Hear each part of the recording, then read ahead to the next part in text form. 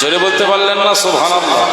আমি লিখব চিঠি দিব তোমায়, পাখি পৌঁছে দিও রওজায়। আমি লিখব চিঠি দিব তোমায়, পাখি পৌঁছে দিও রওজায়। আমি থাকব বসে আশায়, চিঠির উত্তর আসবে আমার গায়। আমি লিখব চিঠি দিব তোমায়, পাখি পৌঁছে দিও রওজায়। আমি লিখব চিঠি দিব তোমায়, পাখি পৌঁছে দিও রওজায়। কবে আসবে মদিনার পয়গাম, গায়ে বাঁধবো হাজিদের গ্রাম। জোরে বলতে পারলেন না? চৌমুহাতে এইটা নিয়ে সম্ভবত আমার 4 বছর না 5 বছর হচ্ছে আশা। তো এখানের মানুষের আওয়াজ তো আমার জানা আছে, মহব্বতে রাসূলুল্লাহর মহব্বতে। একটু আপনারা যদি সুবহানাল্লাহ বলেন, আল্লাহ খুশি হয়। হাজিদের ইহরাম করাটা সৌভাগ্যের ব্যাপার না দুর্ভাগ্যের ব্যাপার? সৌভাগ্যের ব্যাপার। ওটা কাফনের কাপড়। আল্লাহু আকবার। এটা রাসূলুল্লাহর নেক নজর পড়ে গেলে আপনাকে হাজি হিসাবে আল্লাহ কবুল করে নেবে। বলুন সুবহানাল্লাহ। কবে আসবে মদিনার পয়গাম, গায়ে বাঁধবো হাজিদের গ্রাম।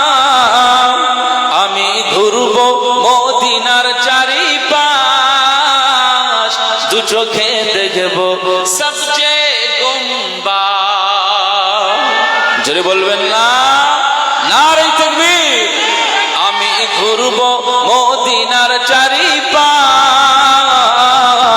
দু চোখে দেখব সবচেয়ে গুম্বাদ। আমি লিখব চিঠি দিব তোমায়, পাখি পৌঁছে দিও রওজায়। আমি থাকব বসে আশায়, চিঠির উত্তর আসবে আমার গায়। আমি লিখব চিঠি দিব তোমায়, পাখি পৌঁছে দিও রওজায়। তৃষ্ণায় কাতর আমার এই মন, তৃষ্ণা মিটাবে আবে জমজম। জেরে হবে না? জেরে হবে না?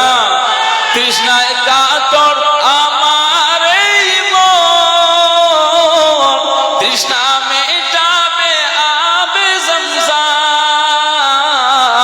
সে পানি মাখবো আমি সারা গায়, পাখি পৌঁছে দিও রওজায়। আমি লিখব চিঠি দিব তোমায়, পাখি পৌঁছে দিও রওজায়। আমি থাকব বসে আশায়, চিঠির উত্তর আসবে আমার গায়। আমি লিখব চিঠি দিব তোমায়, পাখি পৌঁছে দিও রওজায়। চিঠির উত্তর যদি গোনা পাই, জীবন মরণ সবই যে বৃথায়। যে প্রেমের চাদর ওয়াইস কারানির গায়, সে প্রেম নসিব করো গো আমায়। আমি লিখব চিঠি দিব তোমায়, পাখি পৌঁছে দিও রওজায়। আমি থাকব বসে আশায়, চিঠির উত্তর আসবে আমার গায়। আমি লিখব চিঠি দিব তোমায়,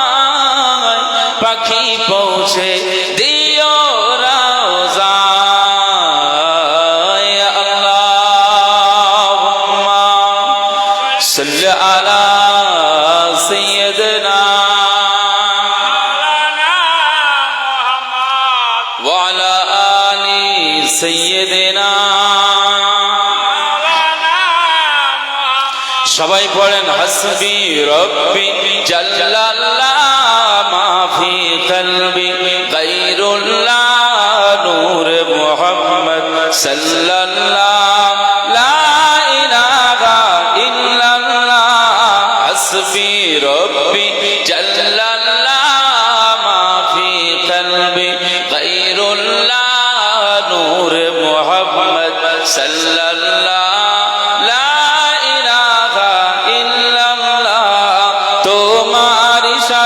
সূর্য ওঠে তোমার ইশারায় চন্দ্র ওঠে তোমার ইশারায় সূর্য ওঠে তোমার ইশারায় চন্দ্র ওঠে তোমার ইশারায় সূর্য ওঠে তোমার ইশারায় চন্দ্র ওঠে চন্দ্র হতে মিষ্টি আলো ছড়িয়ে পড়ে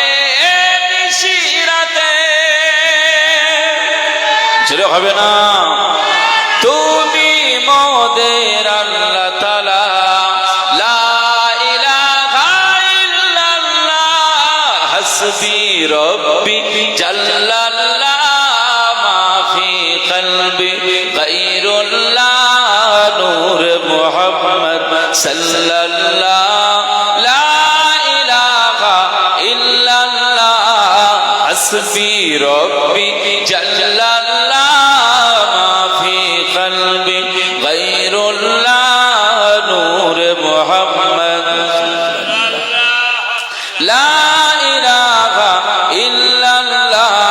জোরে জোরে লা ইলাহা ইল্লাল্লাহ লা ইলাহা ইল্লাল্লাহ লা ইলাহা ইল্লাল্লাহ মুহাম্মাদুর রাসূলুল্লাহ তোমার ইশারায় ঝরনা ঝরে তোমার ইশারায় বৃষ্টি পড়ে।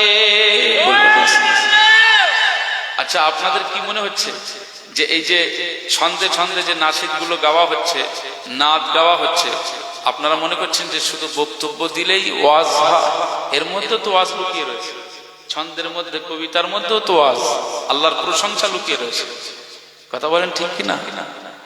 তোমার ইশারায় ঝরনা ঝরে তোমার ইশারায় বৃষ্টি পড়ে তোমার ইশারায় বাতাস চলে তোমার ইশারায় সাগর চলে সাগর হতে মৎস্যগুলি আল্লাহ নামে জিকির করে। তুমি মোদের আল্লাহ তাআলা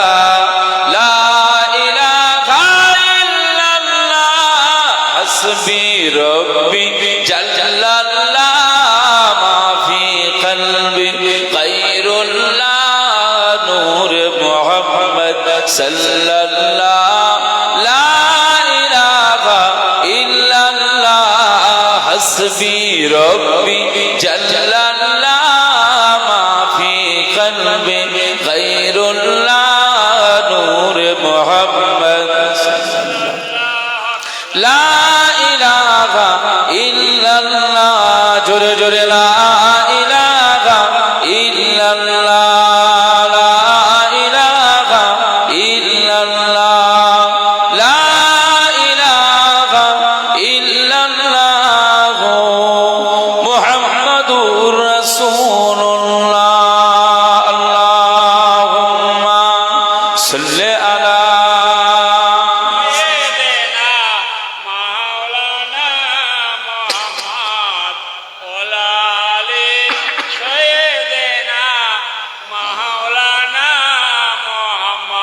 قال الله تعالى في كلام المجيد والفرقان الحميد فأعوذ بالله من الشيطان الرجيم إن الله يحب التوابين ويحب المتطهرين صدق الله العظيم قال رسول الله صلى الله عليه وسلم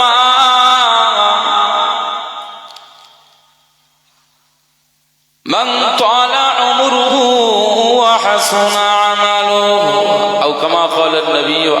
সালাতু ওয়াস সালাম। চৌমুহা ঐতিহ্যবাহী চৌমুহা পশ্চিমপাড়া মহল্লাবাসীদের উদ্যোগে আয়োজিত ঐতিহ্যবাহী বার্ষিক ইসালে সওয়াব মাহফিল। আজকে মাহফিলে নির্বাচিত সভাপতি সাহেব, মাহফিলের আমন্ত্রিত উলামা হযরত, বিশেষ করে আজকে মাহফিলে যিনি আমার পূর্বে আলোচক হিসাবে ছিলেন, আমাদের কণ্ঠস্বর দরবারে ফুরফুরা শরীফের আওলাদ মুজাদ্দিদুজ জামান ভাইজান হুজুর কিবলা,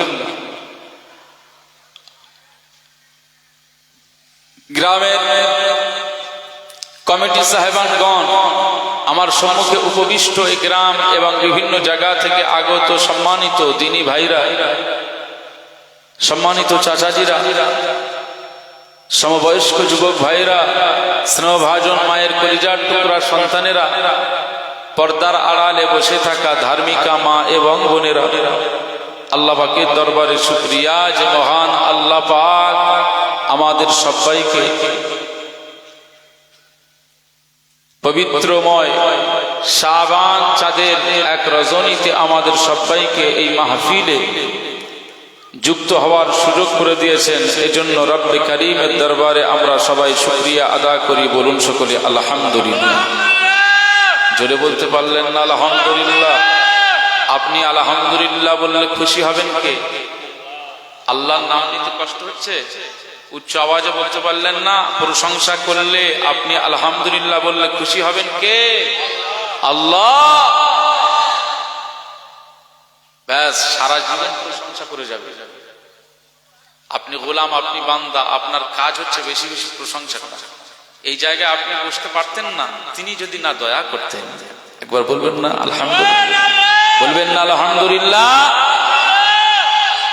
কতজন এই সময় গাঁজা খাচ্ছে, কতজন এই সময় লুডু খেলছে, কতজন এই সময় ক্যারাম বোর্ডে মোড়, কতজন এই সময় সিরিয়াল দেখছে, কতজন এই সময় পাবজিতে মজগুল, কতজন এই সময় ফ্রি ফায়ারে, কতজন এই সময় হসপিটাল নার্সিং হোমের বেডেতে না কেউ অক্সিজেন দেওয়া চলছে, হসপিটালের বেডে শুয়ে রয়েছে, কারোর অক্সিজেন যাতায়াত করছে, হসপিটালের বেডে শুয়ে রয়েছে, মৃত্যুর যন্ত্রণায় আক্রান্ত হচ্ছে। হচ্ছে না? হচ্ছে না? এই মুহূর্তের জন্য কতজন সেখানে রয়েছে। আল্লাহ আমাদেরকে ভালোবেসে সুস্থ শরীরে এই যে আমাদের সুন্দর পরিবেশে যুক্ত হওয়ার সুযোগ করে দিয়েছেন, এজন্য রব্বে কারীমের প্রশংসা করার দরকার আছে না নেই? আরো একবার বলুন আলহামদুলিল্লাহ। নারায়ে তাকবীর, নারায়ে তাকবীর। প্রিয় রাসূলের রওজা আকদাস শরীফে জানাই অসংখ্য অজস্র দারুদ এবং সালাম, মোহাব্বতে পড়েন সাল্লাল্লাহু আলাইহি ওয়াসাল্লাম। আমার দিনদার ইমানদার ভাইরা, নেককার আল্লাহওয়ালা বাবাজিরা, আমার মুরব্বী চাচাজিরা, আমার এই মানুষটার দেখলে আমার অক্সিজেন বেড়ে যায়। ব্যাটারির চার্জ কম থাকলে চার্জ পাওয়ার হয়ে যায়। আমার এই চাচাজি এই চত্বরে যত জায়গায় আমি মাহফিলে গিয়েছি সব জায়গায় আল্লাহ পাকের রহমতে, আল্লাহ পাকের ইচ্ছাতে ওই ব্যক্তিটাকে আমি স্টেজে কিংবা সামনে পেয়ে যাই। একবার বলুন আলহামদুলিল্লাহ। এই যে উচ্চ আওয়াজে উনি যে আলহামদুলিল্লাহ সুবহানাল্লাহ বলে, দেখবেন আল্লাহ ওনাকে আরো হায়াত দান করুন, কিন্তু যখন ইন্তেকাল হয়ে যাবে ওনার কথাটা বেশি মনে পড়বে। দেখবেন বেশি মনে পড়বে। যখন উনি ইন্তেকাল হয়ে যাবেন আমরাই বলবো যে যদি ওই লোক জীবিত থাকতো, হায়াত থাকতো, এই স্টেজে এসে বসতো, এই চটে এসে বসতো, এই জলসায় আবার আসতো এই মানুষটি। এই আমরা এরকম বলতাম বা বলবো। মনে রাখতে হবে, যখনই আমরা এরকম বলবো সেই সময় আমরা যে তার প্রশংসা, ওনার যে প্রশংসা ওই সময় যে করব, ওই সময় আমাদের এই প্রশংসা ওনার ইন্তেকালের পরে আমরা যে এই প্রশংসাটা করব, আমাদের এই প্রশংসাতেই আমার আল্লাহ ওনার কবরের আযাব মাফ করে দেবে। বলুন সুবহানাল্লাহ। কারণ আমি তো এই প্রশংসাই করছি যে ওই চাচাজি বেঁচে থাকলে এই জলসাতে বসতো আর জোরে জোরে সুবহানাল্লাহ বলতো, জোরে জোরে আলহামদুলিল্লাহ বলতো, জোরে জোরে আল্লাহু আকবার বলতো। কথা বুঝতে পারছেন?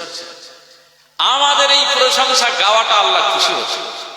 কথা বুঝতে পারছেন না? আমাদেরকে বানালেন তো আল্লাহ এই জন্য বেশি বেশি সুবহানাল্লাহ, আলহামদুলিল্লাহ, আল্লাহু আকবার কীর্তন গাওয়ার জন্য না। কথা বুঝতে পারছেন? ওয়াজ নসিহত সারা জীবন শুনবেন, সারা জীবন একটা একটা করে যদি আপনি হিসাব করেন জীবনে কতটা ওয়াজ শুনেছেন বলুন তো। সমাজের কিছু মানুষ আমরা প্রশ্ন তুলি যে ওয়াজ নসিহতের মাহফিলে কি হচ্ছে, মানুষের কোনো হেদায়েত নেই, মানুষ পরিবর্তন হতে চায় না, কি হচ্ছে? যে বেনামাজি, যে নামাজ পড়ে না, সেই বলছে যে এত ওয়াজ নসিহত দিয়ে কোনো হেদায়েত নেই, কেউ নামাজ পড়ে না, কিছু হয় না, অথচ সে নিজেই পড়ে না। কথা বুঝতে পারছেন না? হেদায়েতের মালিক তো আল্লাহ, আর হেদায়েত গ্রহণ করবেন তো ওই বান্দা যিনি আল্লাহর দিকে এগিয়ে যাবেন। বক্তাদের কাজ বক্তব্য দিয়ে চলে যাবে, বাকিটা আমার কাজ। বাকিটা কার কাজ? আমার কাজ। কারণ রাসূল পাক যখন মক্কার জমিনে এভাবে দ্বীনের কথা বলেছিলেন, যখন মানতে চায় না, মানতে চায় না, মানতে চায় না, মানতে চায় না, আল্লাহ পাক বললেন, হাবিব আপনি শুধু শুনিয়ে দেন, শুনিয়ে দেওয়ার কাজটাই হচ্ছে আপনার, বাকি কাজ ওদের আর আমি আল্লাহর। একবার জোরে বলুন সুবহানাল্লাহ। দায়িত্বটা আপনি পালন করুন। ইয়া আইয়ুহার রাসূল বাল্লিগ মা উনজিলা ইলাইকা মির রাব্বিক, আমার হাবিব আপনার উপরে যেটা অবতীর্ণ হলো কোরআন, এই কোরআনের মেসেজটি গোটা মক্কা মদিনাতে পৌঁছে দেন, ঘরে ঘরে ঘরে ঘরে পৌঁছে দেন। রাসূলুল্লাহ দ্বীনের দাওয়াত দিয়েছিল, এই মক্কা এবং মদিনাতে এমন কোন ঘর ছিল না যে ঘরে রাসূলুল্লাহর বাণী পৌঁছায় নাই। একবার জোরে বলুন সুবহানাল্লাহ। আমরা তো আজ গাড়ি চেপে, চার চাকা চেপে এসে দ্বীনের কথা বলছি, সুন্দর পোশাক পরে সুন্দরভাবে এসে আমরা এই জায়গায় এসে দ্বীনের কথা বলছি। আর রাসূলুল্লাহ সাল্লাল্লাহু আলাইহি ওয়াসাল্লাম যখন এরকম একটা বাড়ির কাছে গিয়ে যখন রাসূলুল্লাহ বলছেন যে দরওয়াজাটা খুলে দেন, আমি মুহাম্মদ সাল্লাল্লাহু আলাইহি ওয়াসাল্লাম এসেছি, দরজা খোলা হলো। আমাদের এখনো বহু ছেলেরা মাদ্রাসা থেকে আসে, এসে চাচিমা আসসালামু আলাইকুম, কে? আমি অমুক মাদ্রাসা থেকে এসেছি, কালেকশন। আবার কিছু বৃদ্ধ মানুষ আছে, এসে মা বাড়ি আছে, আমি বাপ, দুটো চাল পয়সা দাও না। আসে না, আসে না। দরওয়াজা খুলে আমরা অনেকে কি করি, অনেকে কি করি যে না মাফ করো, কত চাঁদা দেব, কত পয়সা দেব, যাও মাফ করো, দরজা বন্ধ করো। আবার কিছু মানুষ আছে, আচ্ছা দাঁড়াও, এক বাটি চাল, ওতে 5টা টাকা, আবার একটা পেঁয়াজ, এইভাবে কেউ 10টা টাকা, কেউ চাল দিল না কিন্তু 20 টাকা কি 50 টাকার একটা নোট নিয়ে তার হাতে দিয়ে দেয়। সে খুশিতে বলে যে আল্লাহ এই বাড়িতে রহমত দাও, বরকত দাও, এই বাড়িতে আল্লাহ বিপদ আপদ দেবেন না, আল্লাহ এই বাড়িতে অভাব দেবেন না, আমাকে 50 টাকা দিয়েছে। খুশি হবে না বেজার হবে? খুশি হবে। সায়েল আসলে, ফকির আসলে, ভিক্ষুক আসলে ফিরে ধমক দেবেন না। যদি আপনার কাছে সামর্থ্য অনুযায়ী থাকে, যতটুকু পারবেন দিবেন, যতটুকু পারবেন দিবেন, এটা আপনার কাজ। ওই মানুষটি সে স্বভাবের হোক আর অভাবের হোক, তার পেশাও হয়ে গিয়েছে। তবে কোন ভিক্ষুক যদি এই গ্রামে থাকে, আমার ওয়াজ শুনলেও তাকেও এই শিক্ষাটা দেব, ভিক্ষা পেশা হিসাবে খবরদার নেবেন না। যদি কেউ ভিক্ষুক হন, অসহায়ের পরিস্থিতিতে আপনি প্রয়োজনের তাগিদে ভিক্ষা করবেন, ভিক্ষা নেবেন ঠিকই, কিন্তু খবরদার ভিক্ষাটাকে পেশা হিসাবে নেবেন না।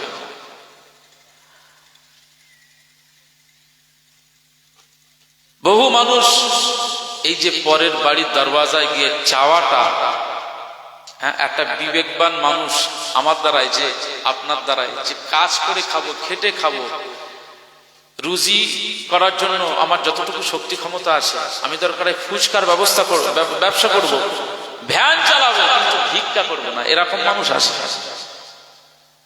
আবার কিছু মানুষ ভিক্ষাও করে পেশা, কেউ আবার 2 নম্বরই কাজ করে।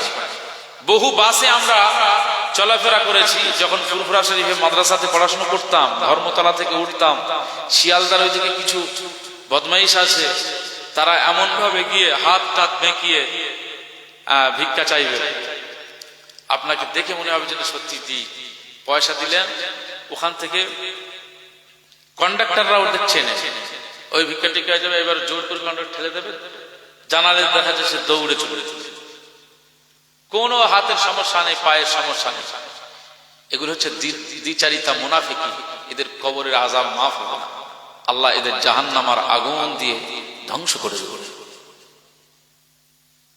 ঘরের দরওয়াজার কাছে আপনার কাছে কোনো সাহেব, কোনো ভিক্ষুক যদি আসে, আপনি সামর্থ্য অনুযায়ী দেবেন। কেন দেবেন? এই জন্যই বলছি, রাসূলুল্লাহ বলেছেন কি জানেন, যে বাড়িতে আমাদের বিপদ আপদ মুসিবত হয়, মাঝে মধ্যে অনেক হয়রানির শিকার হতে হয়, 5টা টাকা 10টা টাকা না দেওয়ার কারণে এমন কিছু হয়ে যায় যে 5000 টাকার কেস হয়ে যায়, অনেক সময় মুসলমানের ছেলেরা খুব খেয়াল করে শুনুন, আল্লাহ নবী দুনিয়ার বাদশা আকা মাওলা রাসূলুল্লাহ সাল্লাল্লাহু আলাইহি ওয়াসাল্লাম জানিয়ে দিয়েছেন, আমার সাহাবীরা, আমি রাসূলুল্লাহ সাল্লাল্লাহু আলাইহি ওয়াসাল্লাম জানিয়ে দিলাম, পৃথিবীর জমিনে তোমরা সুন্দরভাবে বাড়িতে বসবাস করার পরিকল্পনা নাও। কিভাবে পরিকল্পনা নেবে? যতক্ষণ বাড়িতে থাকবে আল্লাহর তাসবিহ পড়বে, ইবাদত বندگی করবে, যখন বাড়ি থেকে বার হবে বিসমিল্লাহি তাওয়াক্কালতু আলাল্লাহ বলে বাড়ি থেকে বের হয়ে যাবে। আমার সাহাবীরা, আমি রাসূলুল্লাহ সাল্লাল্লাহু আলাইহি ওয়াসাল্লাম জানিয়ে দিলাম, তোমার বাড়িতে কোনো যদি সায়েল চলে আসে, কোনো ভিক্ষুক যদি চলে আসে, কোনো ফকির যদি চলে আসে, আমি রাসূলুল্লাহ সাল্লাল্লাহু আলাইহি ওয়াসাল্লাম জানিয়ে দিলাম, ভিক্ষুককে ফেরত দেবেন না, ভিক্ষুককে তাড়িয়ে দেবেন না, ভিক্ষুককে হাঁকিয়ে দেবেন না, ওই ভিক্ষুকের হাতে আপনি সামর্থ্য অনুযায়ী কিছু সদকা করে দেবে, কিছু দান করে দেবে। আমি আকা মাওলা রাসূলুল্লাহ সাল্লাল্লাহু আলাইহি ওয়াসাল্লাম জানিয়ে দিলাম। এভাবে আজকে দান করলেন 10 টাকা, আবার কালকে কোনো ভিক্ষুক চলে এসেছে, আবার কালকে দান করলেন 10 টাকা, আবার তার পরের দিনে কোনো ভিক্ষুক চলে এসেছে, অসহায় এতিম ব্যক্তি চলে এসেছে, আপনি তাকে 20টা টাকা দিয়ে দিলেন। এভরিডে এভাবে আপনার দানের প্রবহমান চলতেই থাকলো, চলতেই থাকলো, চলতেই থাকলো, আর আপনি দান করে গেলেন। আমার আকা মাওলা রাসূলুল্লাহ সাল্লাল্লাহু আলাইহি ওয়াসাল্লাম জানিয়ে দিলেন, যদি আপনার এই দানটা আমার আল্লাহ পাকের দরবারে কবুল হয়ে যায়, আপনার ঘরের উপরে আমার আল্লাহর পক্ষ থেকে কোনো বালা মুসিবত জীবনে আসবে না। আপনার ঘরে বালা মুসিবত আসবে না। 5000 টাকার কেস 5 টাকায় 10 টাকায় মিটে যেতে পারে, কিন্তু আপনি দান ধান না করার জন্য ওই বাড়িতে আপনার অনেক বালা মুসিবত আসবে। এই বালা মুসিবতকে প্রোটেক্ট দেওয়ার জন্য, বালা মুসিবত থেকে হেফাজতের জন্য তোমাকে বেশি বেশি দান সদকা করতে হবে। খবরদার না, কাউকে গালি দিবেন না, কারোর উপরে রাগান্বিত হবেন না। যদিও আপনার কাছে কিচ্ছু নেই, আপনি বলবেন যে প্লিজ এই মুহূর্তের জন্য আমার থাকলে আমি দিতাম, এই মুহূর্তে আমার কাছে নেই, আপনি একটু যদি এই সময়টা আমাকে ছাড় দেন আমি খুশি হব। এইভাবে না দেব না, যাও কত দেব, 5 টাকা দেন, 10 টাকা দেন। আবার কিছু মানুষ আসে, চাইলে আপনি 10 টাকা দিচ্ছেন খুশি মনে, সে বলছে 50 টাকা দেন না, 50 টাকা। আরে আপনি তো খুশি মনে দিচ্ছেন 10 টাকা, সে বলছে 50 টাকা দেন। আমাদের কাছে হয়, আমি জানালা গলিয়ে, আমি কোনো আমার বাড়ির কাছে কেউ আসলে আল্লাহ পাকের রহমত, আমি এটা গর্ব বা ফখর করছি না, আমাদের কলিং বেল বাজালে আমি জানালা খুলে দেখি যে কেউ ভিক্ষুক বাজায়, 20 টাকা 50 টাকা যাই আমার, আমি দিয়ে দিই। তো 5 টাকা থাকলে হাতে দিয়ে দিতে, আবার 20 টাকা দিলে বলে যে একটু 50 টাকা দিলে হবে না। আমি বললাম এটা তো আমি খুশি মনে দিলাম, আমি তো আপনাকে তাড়িয়ে দেই না, আমি তো আপনাকে হাঁকিয়ে দেই না, আমি তো একটা খুশি মনে 20 টাকা দিলাম, আপনার হলো না? আচ্ছা আচ্ছা আচ্ছা, দোয়া করেন, আর দোয়া করতে করতে চলে যান।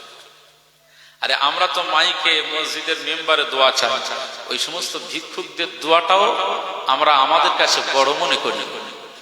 কথা বুঝতে পারছেন? মুসলমানের ছেলেরা, খুব খেয়াল করে শুনুন, আকা মাওলা রাসূলুল্লাহ সাল্লাল্লাহু আলাইহি ওয়াসাল্লাম জানিয়ে দিয়েছেন, মক্কার দারে দারে, মদিনার ঘরে দারে দারে, আরব সাম্রাজ্যের মধ্যে আকা মাওলা রাসূলুল্লাহ সাল্লাল্লাহু আলাইহি ওয়াসাল্লাম যখন ঘরের দরওয়াজায় গিয়েছে, দরওয়াজা খুলেছে, কি ব্যাপার? আমি মুহাম্মদ সাল্লাল্লাহু আলাইহি ওয়াসাল্লাম চলে এসেছি, কি ব্যাপার?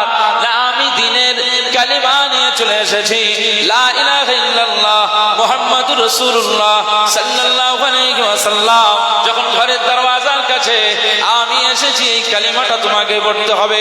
না না না না, ওই সময় মক্কার ওই কুফার কুরাইশদের বাড়িওয়ালা মুহাম্মদ সাল্লাল্লাহু আলাইহি ওয়াসাল্লামের মুখের এই কথাটা শুনবার সাথে সাথে কখনো দরওয়াজা বন্ধ করে দিয়েছে, গলা ধাক্কা দিয়ে ঘর থেকে বার করে দিয়েছে, কখনো বা ওই জানালা দিয়ে থুথু নিক্ষেপ করেছে।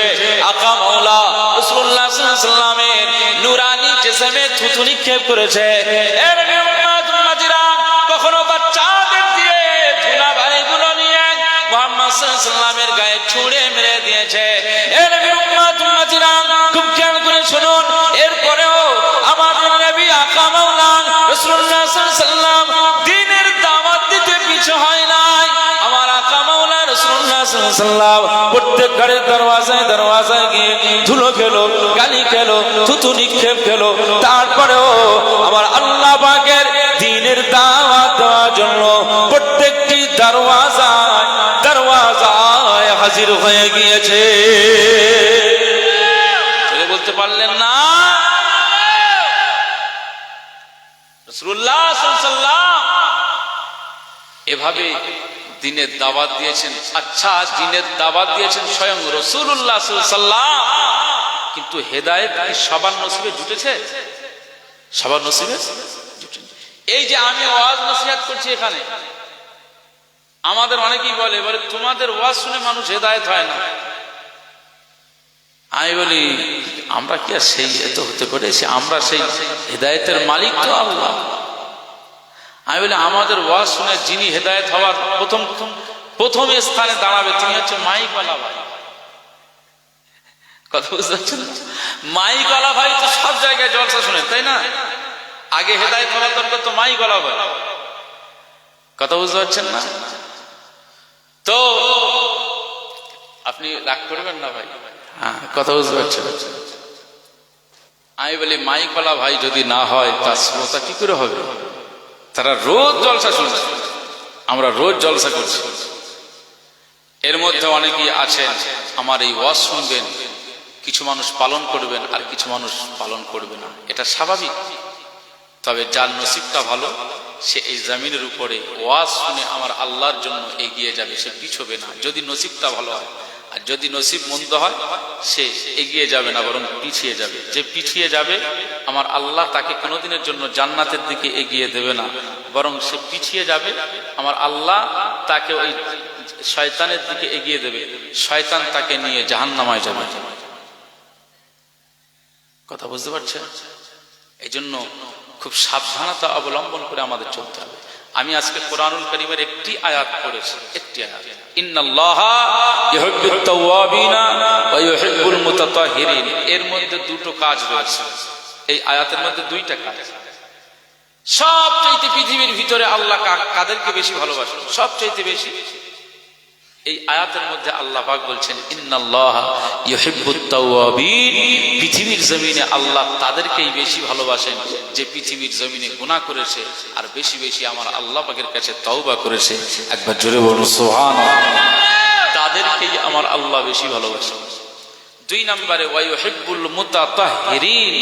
দুই নম্বরে এই পৃথিবীর জমিনে যারা নিজেদের চরিত্রটাকে পবিত্রতা করেছে, নিজেদের জীবনটাকে পবিত্রময় জীবন করেছে, যে নিজের জিসমখানা পবিত্র রেখেছে, এই ব্যক্তিটাকে আমার আল্লাহ অনেক ভালোবাসে। একবার জোরে বলুন সুবহানাল্লাহ। তাহলে এখান থেকে দুটো অপশন পাওয়া যাচ্ছে, নাম্বার 1 তাওবাকারী, নাম্বার 2 পবিত্রতা অর্জনকারী। এই দুই শ্রেণীর ক্যাটাগরিতে আমরা যদি ঢুকতে পারি তো আমার আল্লাহ পাক আমাদেরকে নাজাতের দরওয়াজা দিয়ে দেবে। একবার জোরে বলুন সুবহানাল্লাহ। সারা জীবন তওবা করতে হবে, সারা জীবন। রাসূলুল্লাহ প্রত্যেকদিন আমাদেরকে 100 বার করে তওবার নির্দেশ দিয়েছেন, ইস্তিগফারের নির্দেশ দিয়েছেন। একবারও আমরা তওবা করিনি, একবারও ইস্তিগফার করিনি। মনে রাখতে হবে, এই এতজন মানুষ আমরা বসে রয়েছি, জি এতজন মানুষ আমরা যে বসে রয়েছি, তওবা আমরা যে আমার দেখিয়ে বা আমি আপনার দেখিয়ে আল্লাহ পাকের দরবারে তওবা এটা কবুল হবে না? তওবার সিস্টেম হচ্ছে গোপনে গোপনে তওবা করা। কোনটা? গোপনে গোপনে। জীবনে যা অন্যায় হয়েছে সব অন্যায়গুলোকে আল্লাহ পাকের দরবারে যে গোপনে গোপনে তওবা করেছে ওই ব্যক্তিটাই আমার আল্লাহর দরবারে প্রিয় হয়ে যায়। একবার জোরে বলুন সুবহানাল্লাহ। আমরা যে জলসা মাহফিলে তওবা পড়ি, ইস্তিগফার পড়ি, এটা তো তাবারুকের জন্য। কথা বুঝতে পারছেন না? আস্তাগফিরুল্লাহ রাব্বি মিন কুল্লি মুনাজাতের আগে পড়া হয় না?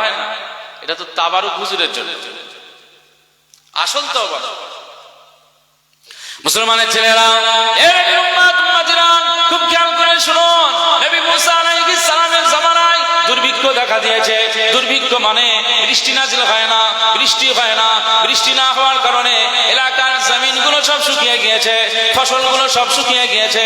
কোনো ফসল হয় না, ফল ফলাদি আর হয় না, মানুষ খেতে পায় না। দুর্ভিক্ষ দেখা দিয়েছে। নবী মুসা আলাইহিস সালামের জামানায় দেখতে পাওয়া যায় সব মাঠ ঘাটগুলো শুকনো হয়ে গিয়েছে, ফেটে চৌচির হয়ে গিয়েছে। এইভাবে দীর্ঘদিন বৃষ্টি নাযিল না হওয়ার কারণে গোটা মিশরে গোটা কওমগুলো সব হাহাকার জুড়ে দিয়েছে। পানি পায় না, বাচ্চারা পানি খেতে পায় না, বুড়োরা পানি খেতে পায় না, পানির প্রয়োজন মেটাতে পারে না। সব মানুষগুলো, উম্মতগুলো নবী মুসা আলাইহিস সালামের কাছে চলে এসেছে। ও আল্লাহ পাকের নবী মুসা কালিমুল্লাহ আলাইহিস সালাম, আজ আমরা আপনার কওম, আজ আমরা আপনার উম্মত আপনার কাছে ছুটে এসেছি। কেন, কি হয়েছে?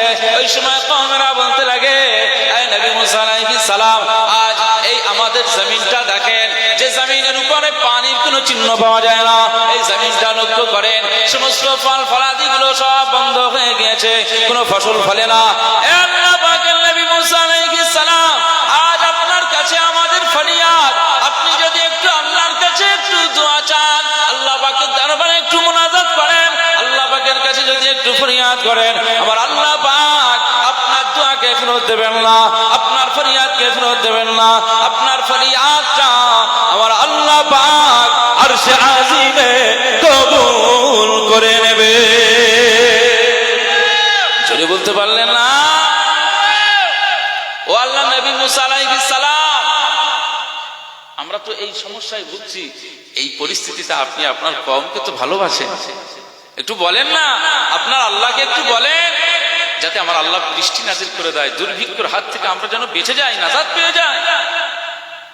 ও নবী মুসা আলাইহিস সালাম বললেন, এই কওমরা, আমি নবী মুসা আলাইহিস সালাম বলছি, আমি একা একা এই দোয়াটা করব না, আমি সবাইকে নিয়ে দোয়া চাইবো। একবার জোরে বলুন সুবহানাল্লাহ।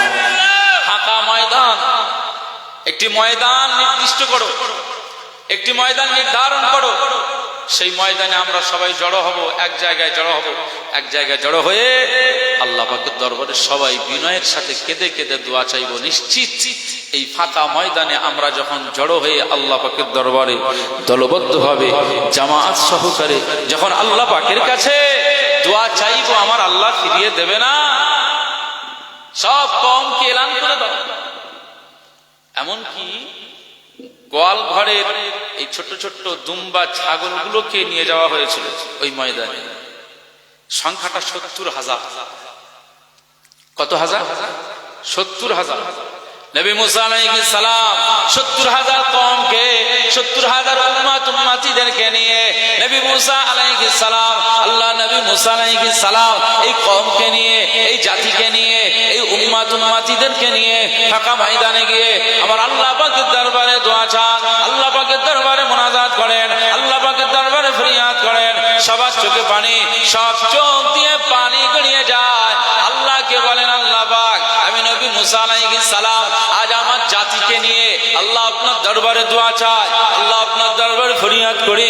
আপনি তো বলেছেন, ওয়া আনজালা মিনাস সামাই মাআ, আসমান থেকে একমাত্র পানি যিনি বর্ষণ করেন তিনি হলেন আমাদের আল্লাহ পাক।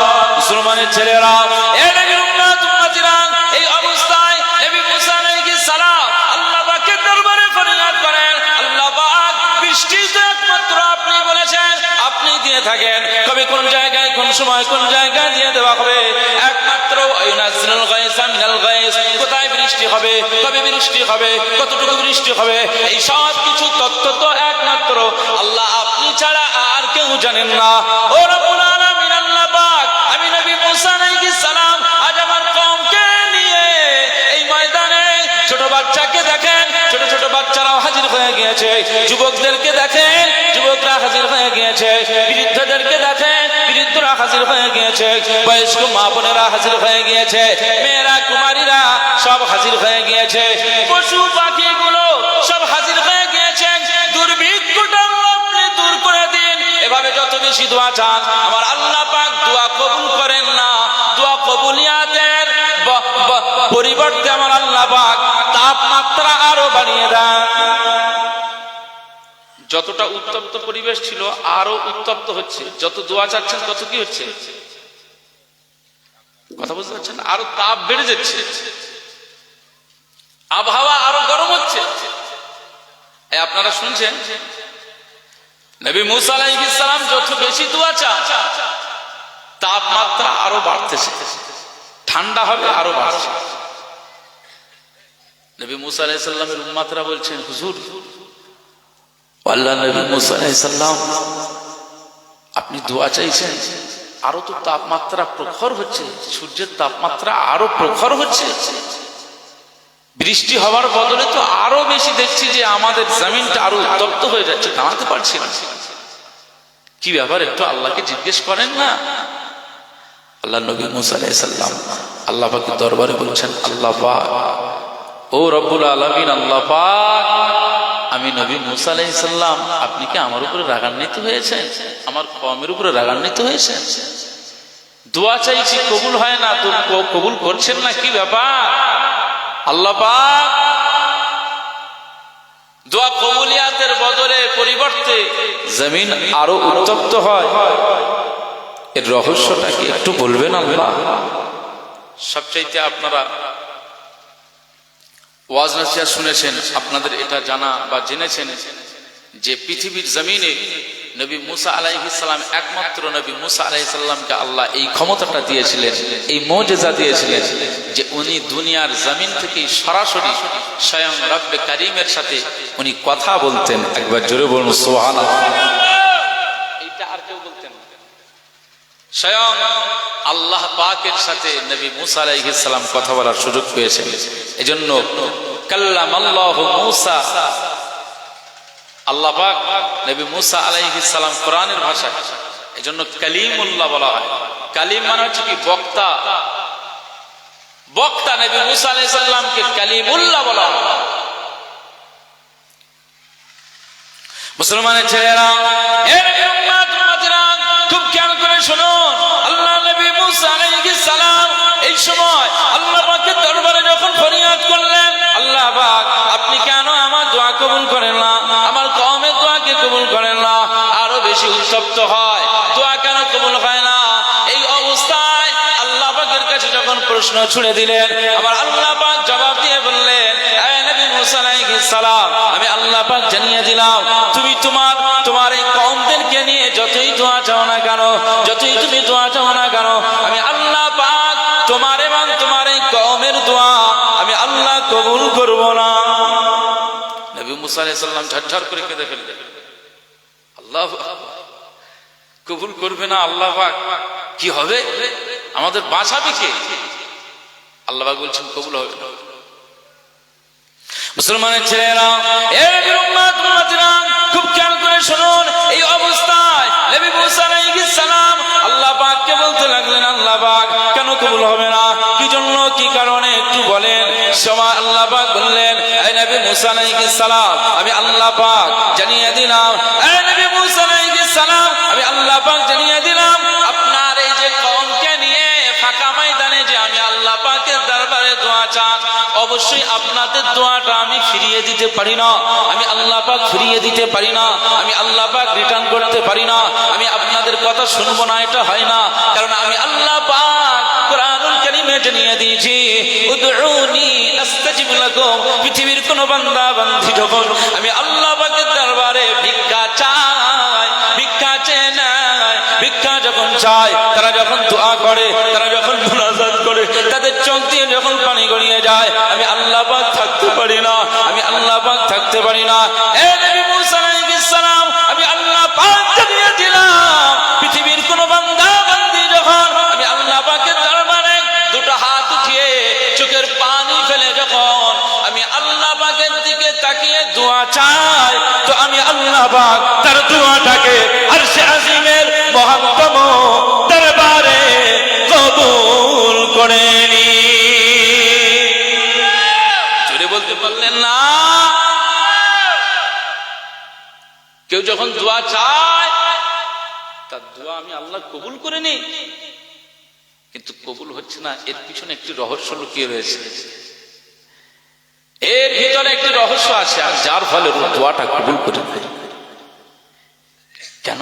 আল্লাহ বললেন, এই নবী মুসা আলাইহিস সালাম, তোমার এই যে 70,000 উম্মতিদের মধ্যে এমন একজন ব্যক্তি রয়েছে যার 40 বছর আমি জীবন হায়াত দিয়েছি, 40 বছর জীবনে জমিনের উপরে বিচরণ করছে, কোনোদিন খাদ্যের অভাব দেয়নি, অক্সিজেনের ঘাটতি দেয়নি, চোখের দৃষ্টির পাওয়ার ঠিক রেখেছে। আমি আল্লাহ পাক বলছি, ওই যে ব্যক্তিটিকে আমি আল্লাহ 40 বছর পর্যন্ত এই যে হায়াত দিয়ে রেখেছি, এই 40টা বছরের ভিতরে একদিনও সে আমাকে আল্লাহ বলে ডাকলো না। এই 40টা বছরের ভিতরে সে এই জমিনের উপরে নাফরমানি করে চলেছে। আপনার 70,000-এর ভিতরের এই সব নেককারদের নিয়ে আপনি দোয়া চাচ্ছেন, এর মধ্যে একটা ভাইরাস আছে। এই ভাইরাসের কারণে, এরকম একজন বদকারের কারণে, নাফরমানি বান্দা থাকবার কারণে আমি আল্লাহ আপনার দোয়া, আপনার এই মজলিসের দোয়া কবুল করি না। এই শুনছেন আপনারা? এই আমরা যারা চৌমুহাতে এই মাহফিলে বসেছি, আমরা সবাই কি আল্লাহর ওলি নাকি? কথা বলে না? আমি যে এই মাইকে উঠে আলোচনা করছি, আমি কি আল্লাহর ওলি নাকি? ওরে বাবা, আপনাদের থেকে সব চাইতে খারাপ। আমি স্বীকার করে দিচ্ছি, আমার থেকে আপনার মূল্য বেশি। যদি আল্লাহ আপনাকে নাজাত দিয়ে দেন আর আমাকে যদি নাজাত না দেন, আমি তো মনে করব আখিরাতে আমার থেকে আপনার দামটা বেশি। আর যদি আখিরাতে আমি নাজাত পেয়ে যাই, আপনাকে যদি নাজাত না দেয়, আমি বলবো যে আপনার থেকে আমার দামটা বেশি। আল্লাহর দয়া যার উপরে, সেই আল্লাহর ওলি বান্দা। একবার জোরে বলুন সুবহানাল্লাহ। কথা বুঝতে পারছেন? এখানে আমি আপনি কেউ আল্লাহর ওলি নয়। আর যদিও কিছু হাজী সাহেব, এই সমস্ত চাচাজিরা আছেন ভালো মানুষ, তার ভিতরে কিছু ভাইরাস এর মধ্যে আছে না। এখন আমি আব্দুল মুনাইম কেঁদে কেঁদে দোয়া চাইছি, আল্লাহ পাক মাফ করে দেন। আল্লাহ মাফ করছেন, আল্লাহ মাফ করে দেন। আল্লাহ বলে হবে না। আল্লাহ পাক আমাদেরকে ক্ষমা করে দেন। আল্লাহ পাক বলছে হবে না। এই চৌমুহাতে কিছু গাঁজা খোর বসে রয়েছে, ওরা এই দোয়া করে যাওয়ার বাড়ি তাবারুক খেয়ে আবার ফের গাঁজা খাবে, আবার ফের গাঁজা টানা। তা দোয়াটা কি করে কবুল হবে? এই গাঁজা খোর আসে না নেই? আপনারা মনে হচ্ছেন গাঁজাটা দেখান না, বলেন হয় নেই। আর যে আছে আপনারা নয়, তবে আপনারা নয়, আছে কিছু ভদ্র মানুষ আছে যারাও গাঁজা খায়, মানুষ বুঝতে পারে। এই গাঁজা খাওয়ার অভ্যাসটা যেদিন না ছাড়বেন, যতক্ষণ না ছাড়বেন, ততক্ষণ আল্লাহর দরবারে তোমার ইবাদত জব জিকির কবুল হবে। এলাকায় ছেয়ে গিয়েছে গাঁজা, ধোঁয়ার ফুলঝুরি, ও টানতে আসার উপরে ছাড়তেছে এরকম, মানে আল্লাহকে দেখাচ্ছে যে আমি কত স্টাইল শিখে গেছি। দেখেন, আল্লাহ ছাড় দেন, ছেড়ে দেন না। এই চৌমুহাত ছেলেরা, জওয়ান যুবকেরা, খবরদার, আপনাদের পায়ে ধরে বলছি, জিন্দেগিতে এই গাঁজা মুখে তুলবেন না, সিগারেট মুখে তুলবেন না। আপনার এই জবানটা আল্লাহ অনেক পবিত্রময় জবান করেছে, এই জবানের অনেক দাম করেছে। আর মদের গ্লাসটা, ওটা তো এমনি ওর দিকে তাকানো যাবে না, মদের দোকানের দিকে তাকানোই যাবে না, ওটা তো আলাদা জিনিস। না, নাফরমানি করলেই দোয়া কবুল হবে না। তবে মনে রাখতে হবে, আমরা নবী মুসা আলাইহিস সালামের উম্মত নই, আমরা মুহাম্মদ সাল্লাল্লাহু আলাইহি ওয়াসাল্লামের উম্মত। একবার জোরে বলুন সুবহানাল্লাহ। আমাদেরকে আল্লাহ ফজিলত দিয়েছে যে ভালো বান্দাদের মধ্যে খারাপ বান্দা ঢুকে গেলে এই ভালো বান্দাদের সাথে খারাপ বান্দাদের দোয়াটাও কবুল হয়ে যায়। জোরে বলুন সুবহানাল্লাহ। জোরে বলবেন না? আল্লাহ আমাদের এই মাহফিলের দোয়াকে, মাহফিলের এই পরিবেশটা আল্লাহ যেন কবুল করে নাজাতের ওসিলা বানিয়ে দেন। বলুন আল্লাহুম্মা আমিন। জোরে বলতে পারলেন না আল্লাহুম্মা আমিন? একটু মহব্বতের সঙ্গে দরুদ শরীফ। আল্লাহুম্মা সাল্লি আলা সাইয়্যিদিনা ওয়া আলা আলি সাইয়্যিদিনা। আমার ভাইরা, দরুদ শরীফের সময় একটু দরুদ পড়লে ভালো হবে। আপনাদের ইমার্জেন্সি হয়তো কথা আছে, কিন্তু রাসূলুল্লাহর শানে দরুদ, মজলিসের দরুদ মানে সবাই পড়বে। তাহলে সবাই এই সময়টা দরুদ দেখেন, আমাদের সিলসিলায় ফুরফুরা শরীফের মানুষ আমরা, দাদা হুজুর কেবলার ওয়াজের মাহফিলের বরকতটা এই যে আমাদের মাহফিলে যত বেশি দরুদ সালাম পড়া হয়, অন্য কোন দলমতের মাহফিলে অত দরুদ নেই, সালাম নেই, কিয়াম নেই, আসে না? আমাদের এই জন্য ফজিলত বেশি, আমরা দরুদ বেশি বেশি পড়ি। কারণ মাহফিলকে সাজাতে বলেছেন রাসূলুল্লাহ।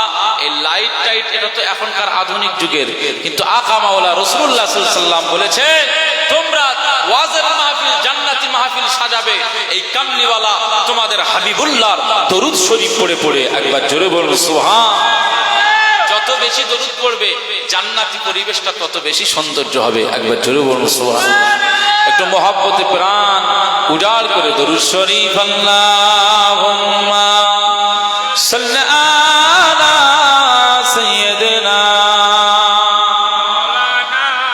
মুহাম্মদ ওয়া আলা আলি সাইয়্যিদিনা মাওলানা মুহাম্মদ। मदीने की वाली मदीने बुला लो, ए पैगाम ले जा सबा जाते जाते, पैगाम लाना मेरी हाज़री का, बड़ा है करम मेहरबा आते आते।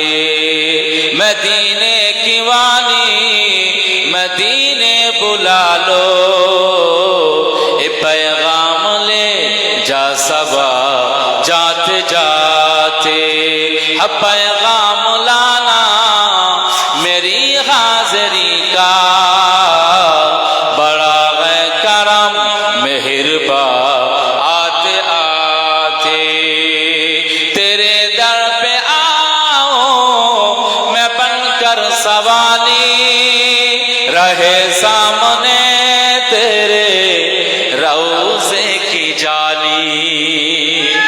जरे होवे ना, तेरे दर पे आओ मैं बनकर सवाली, रहे सामने तेरे रौज़े की जाली। गरीबों के मौला यतीमों के वाली, बड़ी देर कर दी बुलाते बुलाते।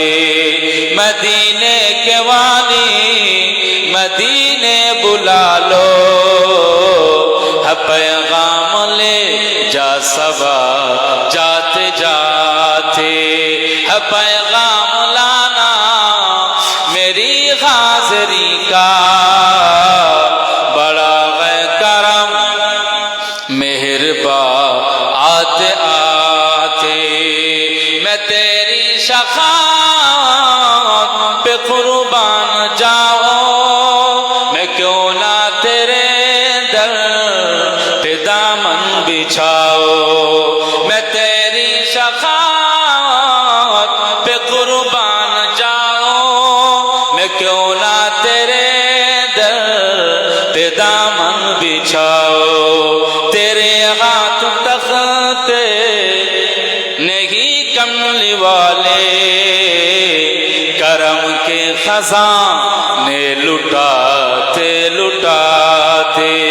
मदीने की वाली मदीने बुला लो, ए पैगाम ले जा सबा जाते जाते, पैगाम लाना मेरी हाज़री का, बड़ा है करम मेहरबा आते आते। अल्लाहुम्मा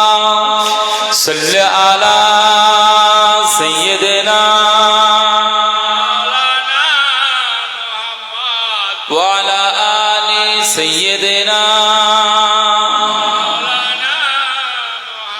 कभी खाना ए दिल में तशरीफ लाए बड़ी दर से मुंतज़िर है निगाहे कभी खाना ए दिल में तशरीफ लाए बड़ी दर से मुंतज़िर है निगाहे बड़ा साथ मेरा दिया सुने मेरे दिल का अंगन सजाते सजाते मदीने के वाली मदीने बुला लो ए पैगाम ले जा सबा जाते जाते पैगाम लाना मेरी हाज़िरी का बड़ा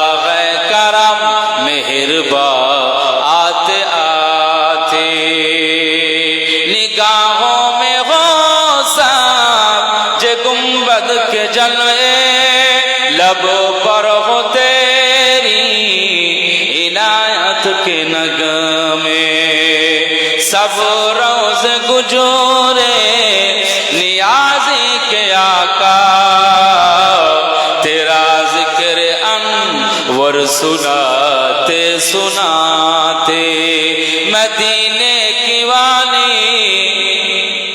मदीने बुला लो ए पैगाम ले जा सबा जाते जाते पैगाम लाना मेरी हाज़िरी का बड़ा करम मेहरबा आते आते अल्लाहुम्मा सल्ली अला सय्यिदिना व अला आलि सय्यिदिना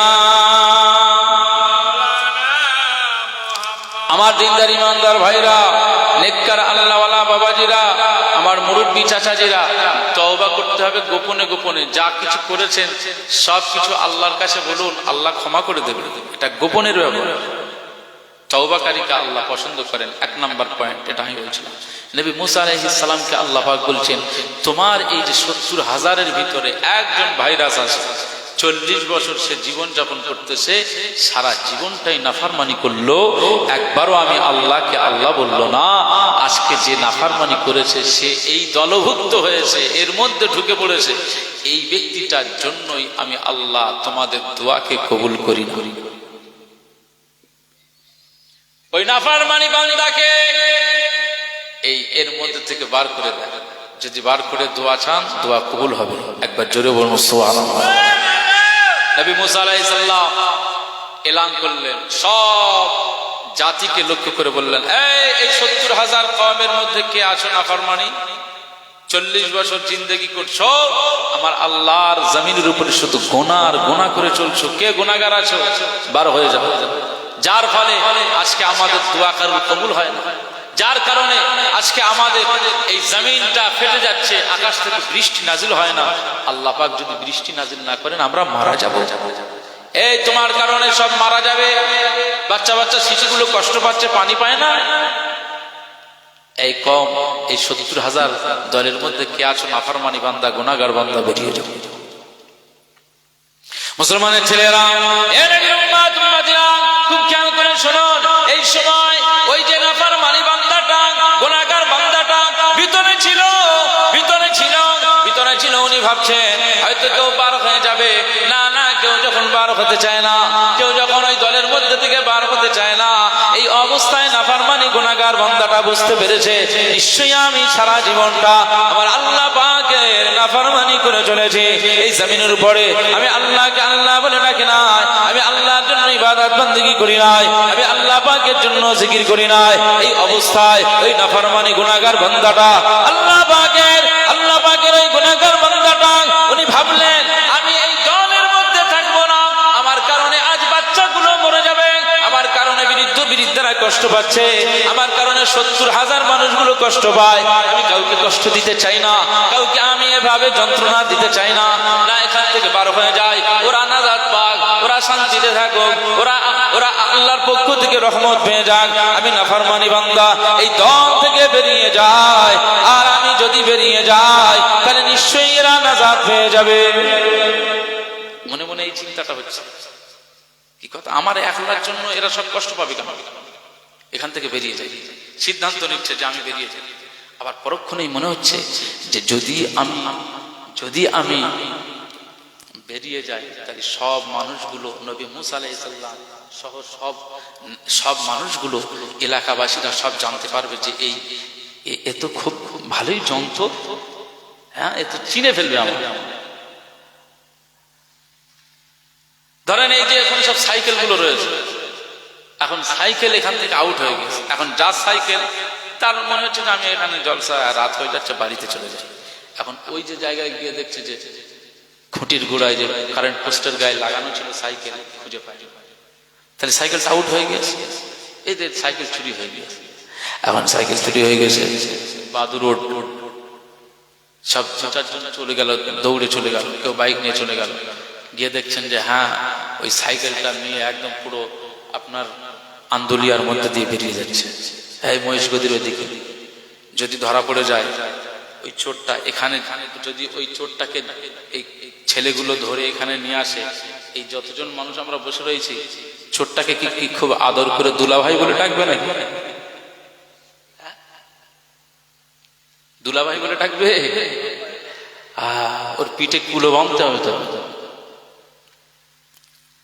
যে এতগুলো মানুষ এখানে, সব মানুষ জলসা শুনতে এসছে, আর সেই সাইকেল চুরি করে তুই যাচ্ছিস। চোরকে আমরা ছাড়বো না।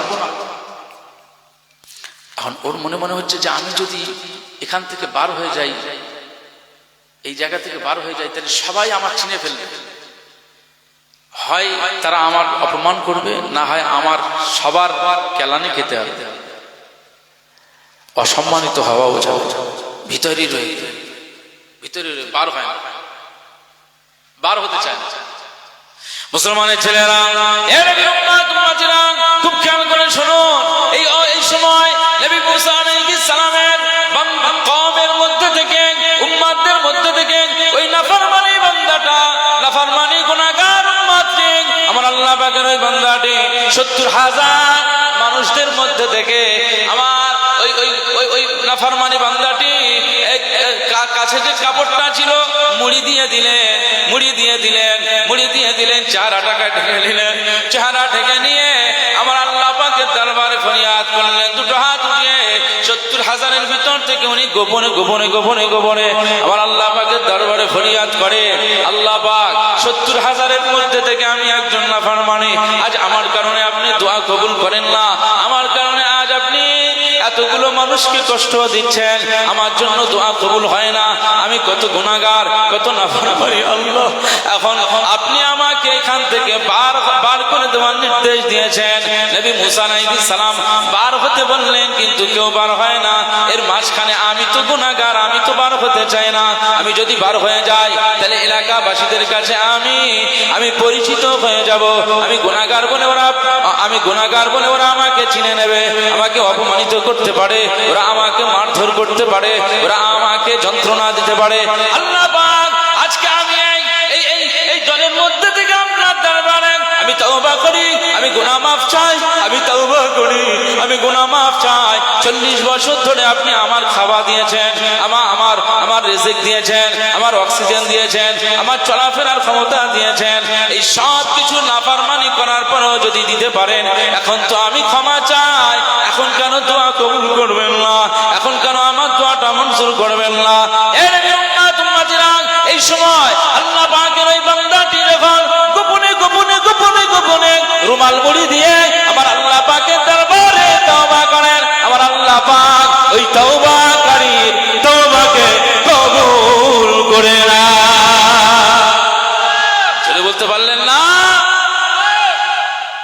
এইবার তাকবীর দেন, আল্লাহু আকবার, আল্লাহু আকবার, আল্লাহু আকবার। মুসলমান আল্লাহ পাকের দরবারে গুনাহ মাফ চেয়েছেন, আল্লাহ আমার গুনাহটাকে আল্লাহ আপনি মাফ করে দেন, মাফ করে দেন। যখন তওবা এভাবে করছেন গোপনে, চোখের পানি ফেলে আল্লাহ পাকের কাছে করছেন, আল্লাহ ওর তওবাটাকে কবুল করে নিয়েছে। একবার জোরে বলুন সুবহানাল্লাহ। আর 40 বছর আমার আল্লাহর নাফরমানিতে লিপ্ত ছিল, এখন সে আল্লাহর ওলি হয়ে গেছে, দোয়া কবুল হয়েছে, তওবা কবুল হয়েছে, আকাশ থেকে বৃষ্টি নাজিল হয়ে গিয়েছে। একবার জোরে বলুন সুবহানাল্লাহ। মুসলমানের ছেলেরা, খুব খেয়াল করে শুনুন, এই সময় নবী মুসা আলাইহিস সালাম অবাক হয়ে গেলেন, আল্লাহ পাক আপনি তো বৃষ্টি নাজিল করছিলেন না, এখন বৃষ্টি কেন এসেছে? বৃষ্টি এসেছে আলহামদুলিল্লাহ, আপনার রহমত নাজিল হয়েছে আলহামদুলিল্লাহ।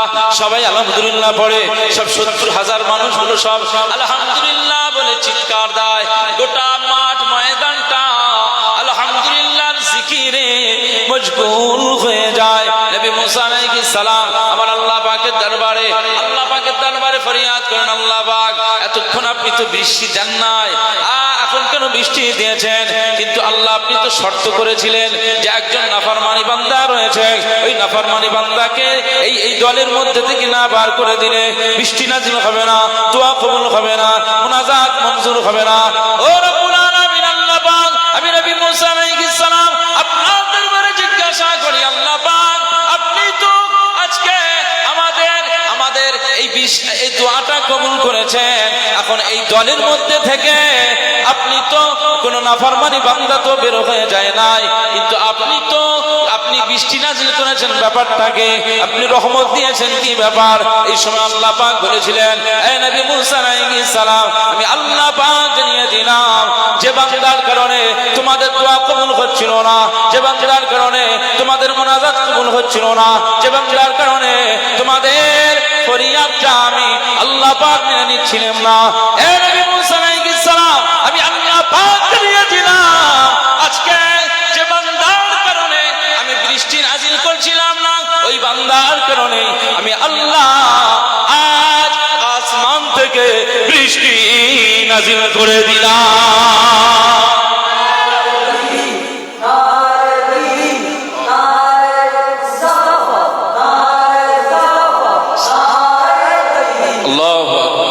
মুসলমান, নবী মুসা আলাইহিস সালাম বলছেন, আল্লাহ আলহামদুলিল্লাহ, নিশ্চয়ই তাহলে সেই বান্দাটা আপনার কাছে তওবা করেছে, তাই আপনি তার তওবা কবুল করে নিয়ে আপনি খুশি হয়ে বৃষ্টি দিচ্ছেন, আলহামদুলিল্লাহ আমরা খুশি হলাম। তবে আমি নবী মুসা আলাইহিস সালাম আল্লাহ আপনার কাছে দাবি করছি, ওই যে বান্দাটার জন্য এত আমাদের দোয়া কাকুতি মিনতি কবুল হচ্ছিল না, এখন তার কারণে দোয়া মঞ্জুর হয়েছে, বৃষ্টি নাজিল হচ্ছে, এখন ওই বান্দাটাকে আমি একটু দেখতে চাই, একটু দেখান। নবী মুসা আলাইহিস সালামের কৌতূহল বেড়েছে যে আমি ওই ব্যক্তিটিকে একটু দেখতে চাই, একটু দেখিয়ে দেন না আল্লাহ। আল্লাহ পাক বললেন, এই নবী মুসা আলাইহিস সালাম তুমি কি বলছো, কি দাবি করছো? যে নাফরমানি অবস্থায় ছিল আমি তার পরিচয় গোপন রেখেছি, যে অন্যায় করেছে আমি তার অন্যায়কারীকে আমি আল্লাহ গোপন করেছিলাম, তাকে আমি সমাজের কাছে লাঞ্ছিত করাই নাই, অপমানিত করাই নাই। কথা বুঝতে পারছেন না? হ্যাঁ, আর এখন সে তওবা করেছে, আমি আল্লাহ তাকে মাফ করে দিলাম, আর এখন তার ওসিলায় আমি আল্লাহ বৃষ্টি নাজিল করলাম। 40 বছর নাফরমানিতে ছিল, তার আমি পরিচয় দেই নাই, তাকে অপমানিত করি নাই, আর আজকে সে আমার কাছে তওবা করেছে, এখন তাকে আমি অপমানিত করব? এটা হতে পারে না। এই নবী মুসা আলাইহিস সালাম মনে রাখো, আমি তাকে গোপন ভাবে রেখেছিলাম, সে গোপনে মাফ চেয়েছে, আমি আল্লাহ এখনো পর্যন্ত তাকে গোপনই রেখে দিলাম। একবার জোরে বলুন সুবহানাল্লাহ। জোরে বলতে পারলেন না? নারে তাকবীর। তাহলে তওবা কি করে হবে? গোপনে তওবা হবে। হযরত ওমর ফারুক রাদিয়াল্লাহু আনহুর পিরিয়ডে, তিনি যখন খলিফা ছিলেন, তখন যুবকরা কত থরথর করে কাঁপতেন জানেন? 1 কিলোমিটার দূর থেকে যদি ওমর ফারুক রাদিয়াল্লাহু আনহুকে দেখতেন তো যুবকরা কম্পমান হতো। কারণ হযরত উমর ফারুক রাদিয়াল্লাহু আনহুর মর্যাদা মাকামটাকে আল্লাহ এত বেশি দিয়েছেন। আমাদের আকা মাওলা রাসূলুল্লাহ সাল্লাল্লাহু আলাইহি ওয়াসাল্লাম বলেছেন, এই উমর রাদিয়াল্লাহু আনহু, তোমাকে শুধু মানুষরা ভয় পায় না, বরং তোমাকে দেখলে শয়তান, তুমি যে রাস্তা দিয়ে যাও শয়তান ওই রাস্তা দিয়ে যায় না, তোমাকে দেখে ও অন্য পথ ধরে অন্য রাস্তা দিয়ে বেরিয়ে যায়। একবার জোরে বলুন সুবহানাল্লাহ। হযরত উমর রাদিয়াল্লাহু আনহুর খলিফা, তিনি যখন নেতৃত্ব দিচ্ছেন, তার খলিফা, তিনি যখন মুসলিমিন হয়েছেন, খলিফাতুল মুসলিমিন, তার পিরিয়ডে মদ হারাম তো ঘোষণা হয়েছে। তিনি ঘোষণা করেছেন পার্লামেন্ট থেকে, যদি কোনো যুবক, কোনো মানুষ যদি আমার শাসন ব্যবস্থার ভিতরে মদের চুমুক লাগায়, আমি ওমর ফারুক যদি জানতে পারি, তো তার 100টা পিঠের উপরে বেত্রাঘাত পড়বে। পিঠের উপরে 100টা বেতের আঘাত পড়বে। সাবধান। এই মারির উপরে আর কোনো কিছু আছে নাকি? সমাজে দেখবেন স্কুল, মাদ্রাসাতে, কলেজে শাসন ব্যবস্থা না থাকার কারণে আজকে শিক্ষা ব্যবস্থা লাটে উঠেছে। আজকে বাচ্চাদেরকে আমরা সেইভাবে শাসন করি না, যার ফলে আমাদের ছেলে মেয়েদের আদব হয় না, আদবওয়ালা হতে পারে না। যদি শাসন ব্যবস্থা ঠিক রাখে, ওদেরকে বলা হয়েছে যে 7 বছর বয়স পর্যন্ত, যখন বাচ্চাটার বয়স 7 হবে, তখন 7 বছর বয়স, এই অবস্থায় তুমি তখন নামাজের তাগিদ দাও। রাসূলুল্লাহ বললেন নামাজের তাগিদ দাও। 7 বছর থেকে যখন ও বালেগ হয়ে যাচ্ছে, বালেগ হওয়ার পরে পরে ও যখন নামাজে যাচ্ছে না, তখন তার পিঠে বাড়ি লাগাও। কে বলেছেন এটা? রাসূলুল্লাহ বলেছেন। রাসূলুল্লাহ বলেছেন। তুমি অন্যায় করবে, বদমাইশি করবে, তোমাকে কিছু বলা যাবে না, সে কি? বহু ছেলেরা বলে, এই তুমি তোমার যাও যাও, আমার অত বেশি বলতে হবে না। আমি আমার এলাকায় টুকটাক আমার নজরে পাবজি, ফ্রি ফায়ার খেললে বা এইসব হাঁটু ছেঁড়া প্যান্ট ট্যান্ট পরে থাকলে তার একদম ব্যবস্থা করে দেবো। ব্যবস্থা মানে তাকে এত শাসায়, বন্ধ কর, চাল হাট, উঠে যা। ওর ক্ষমতা নেই যে তুমি তোমার জায়গায় যাও, আমরা করতেছি কি হয়েছে এইটা বলার ক্ষমতা নেই। ছাটাং করে মেরে তুই কাজ করবি অন্যায়, তুই মুসলিম দাবি, তো তোর তো দাবি মুসলিম, তুই কাজটা করছিস হারাম। এই জন্য এই শাসন ব্যবস্থার প্রয়োজন আছে। ফারুক আজম ওমর ইবনুল খাত্তাব রাদিয়াল্লাহু তাআলা আনহু সময়ে তিনি ঘোষণা করেছেন 100টা করে বেত্রাঘাত। কেউ মদে চুমুক লাগানোর ক্ষমতা নেই, কেউ খায় না। একটা যুবক ও আর নেশা সহ্য করতে পারে না। যুবক নেশা সহ্য করতে পারে না, মদে ও একটু চুমুক দেয়, মাঝে মাঝে দেয়, মাঝে মধ্যে দেয়। আমাদের ছেলে সারা জীবন খায় না, সারা বছর খায় না, কিন্তু বছরে 1 জানুয়ারির দিনে একটু না ছেকে দেখলে ঠিক যেন মানায়। 1 জানুয়ারিতে বা পিকনিকে কিছু আছে, পিকনিক করতে করতে যায় বড় বক্স, এর থেকে আওয়াজ বেশি হয়। আমরা তো মাইক মানকে শুধু একটু ভলিউম বাড়ান, একটু টন বাড়িয়ে দেন, একটু বেস কমিয়ে দেন, একটু ইকো লাগিয়ে দেন, আমরা বলি। আর ওই সব গাড়িতে যা আওয়াজ হয়, আমি চিন্তা করি তো ওদের তো গাড়ি বাম্পারে পড়ছে, গাড্ডায় পড়ছে, তারপরে আওয়াজের গতি কত আসে না নেই। আর ছেলেগুলো এত নাচে ওর মধ্যে, মানে শয়তান ওদের সঙ্গে থাকে, এই জন্য ওর বাদন নাচ বন্ধ হয় না। কথা বুঝতে পারছেন? যারা পিকনিক করতে যান এইভাবে, জীবনে খবরদার জমিনের উপরে এইভাবে জীবনে চলবেন না। খুব ভালো করে খেয়াল করেন, আল্লাহ সব সময় দেখছে। আল্লাহ সব সময় আমাদের দিকে তাকিয়ে আছে, কে কোন জায়গায় চলছে, কেমন হালাতে চলছে। আপনার এই বদমাইশি বেশি দিন টিকবে না। এখন আমাদের কোমরের দোষ হয়ে যাচ্ছে, মাজা উঁচু করতে পারি না, কোমরে আমরা বেল্ট লাগাচ্ছি, হাড় খাওয়া রোগ ধরে গিয়েছে। আর যারা মাজা নাচানাচি করতেছে, ওদের হাড় খাওয়া রোগ হবে না, বরং ওদের ডাইরেক্ট অ্যাকশন নেবে। কথা বুঝতে পারছেন? কবরের আযাব মাফ হবে। মুসলমানের ছেলেরা, খুব খেয়াল করে শোনো, ফারুক আযম ওমর ইবনে খাত্তাব রাদিয়াল্লাহু তাআলা আনহু মদিনার রাস্তা দিয়ে হেঁটে যান, মদিনার রাস্তা দিয়ে হেঁটে যান। আর ওমর ফারুক রাদিয়াল্লাহু আনহুর নজরে এক যুবককে দেখতে পেয়ে যান, এক যুবককে দেখতে পেয়ে যুবককে দেখতে পেয়ে যান। যুবকটা যেই দেখা হয়ে গেল, সঙ্গে সঙ্গে যুবকটা দূর থেকে দেখতে পান ফারুক আযম ওমর ইবনুল খাত্তাব রাদিয়াল্লাহু তাআলা আনহু আসতেছেন। ওই সময় যুবকটি, তার হাতে একটু মদের বোতল ছিল, মদের বোতল ছিল। ও ভয়তে কি করবে, না পিছিয়ে যায়, না কোনো জায়গায় লুকাতে পারে, ও পথ ধরে এগিয়ে আসে। তার আজ যেন পা চলতে চায় না। এদিকে ওমর ফারুক রাদিয়াল্লাহু তাআলা আনহু এগিয়ে আসেন, এগিয়ে আসেন, এগিয়ে আসেন। এর উম্মতিরা, ওই সময়ের জন্য জওয়ান তরুণ যুবক ছেলেটি মদের বোতলটি কি করলেন, না না না না, তার চাদরের মধ্যে ঢুকিয়ে নিলেন, চাদরের মধ্যে ঢুকিয়ে নিলেন, চাদরের মধ্যে ঢুকিয়ে নিলেন। চাদরের মধ্যে যখন ঢুকিয়ে নিলেন, তখন ওমর ফারুক রাদিয়াল্লাহু তাআলা আনহু কাছাকাছি চলে এসেছে। যুবক ছেলেটি আর স্থির থাকতে পারেন না ওই অবস্থায়। আর তার মনে হয় যেন আমি এক্ষুনি হার্ট ফেল করবো, আমার একটু হার্ট অ্যাটাক হয়ে যেতে পারে। আর তার কদম চলে না। ফারুক আযম ওমর ইবনুল খাত্তাব রাদিয়াল্লাহু তাআলা আনহু ওই সময় যুবককে লক্ষ্য করে বলল, এই মদিনার যুবক, আজ তুমি কি লুকাও? আজ তোমার হাতে কি, তোমার চাদরের মধ্যে কি লুকাচ্ছ? এই সময় যুবক ছেলেটি বলতে লাগলেন, আল খলিফাতুল মুসলিমিন, আই আমিরুল মুমিনিন, আই আল্লাহ পাকের নবী সাহাবী ফারুক আযম ওমর ইবনুল খাত্তাব রাদিয়াল্লাহু তাআলা আনহু, আমি আপনাকে আদব করবার জন্য আমি একটা বোতল লুকালাম। একটু হিকমত খাটালাম। আমি একটা বোতল লুকিয়েছি আপনাকে আদব করবার জন্য। বোতলটা দেখতে চাইবে, ওমর ফারুক দেখতে চাইবে, অত সহজ না আদব। হ্যাঁ, তুমি কি লুকিয়েছো বার করো। যুবক ছেলেটি কি করবে?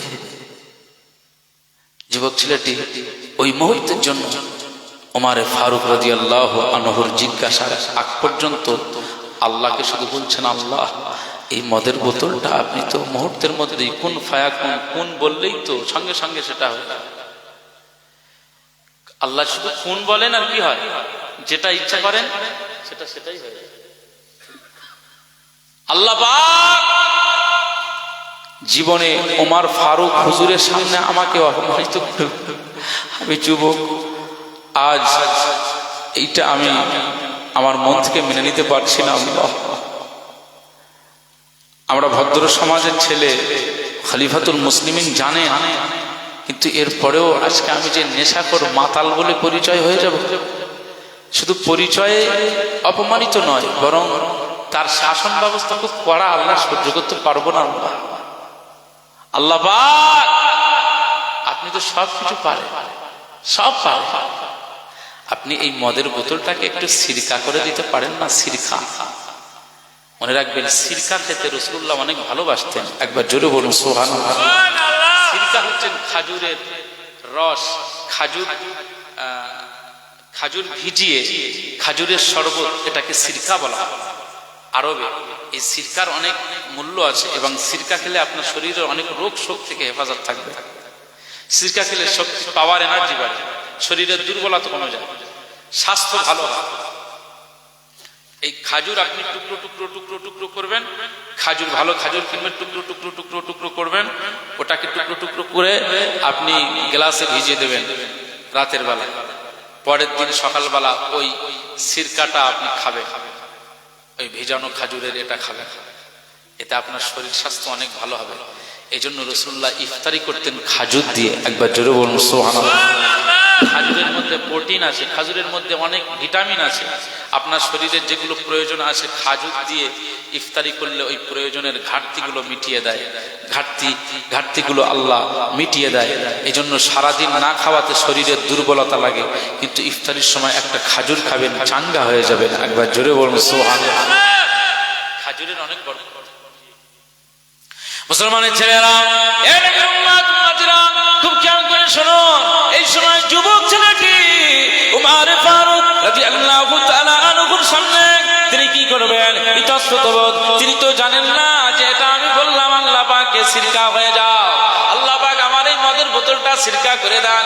এটা তো সে দেখলো না, এই যে হাতে যে লোকানো রয়েছে সে নিজে চোখে এখনো দেখলো না এটা সিরকা হয়েছে কি হয় না।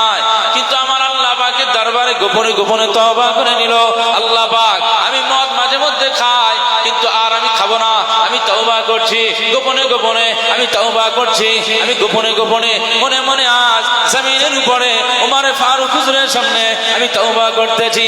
আল্লাহ পাক আপনি আমার তওবাকে মঞ্জুর করে নেন, আমার গুনাহকে মাফ করে দেন, আমাকে মাতাল হিসাবে পরিচিত করবেন না।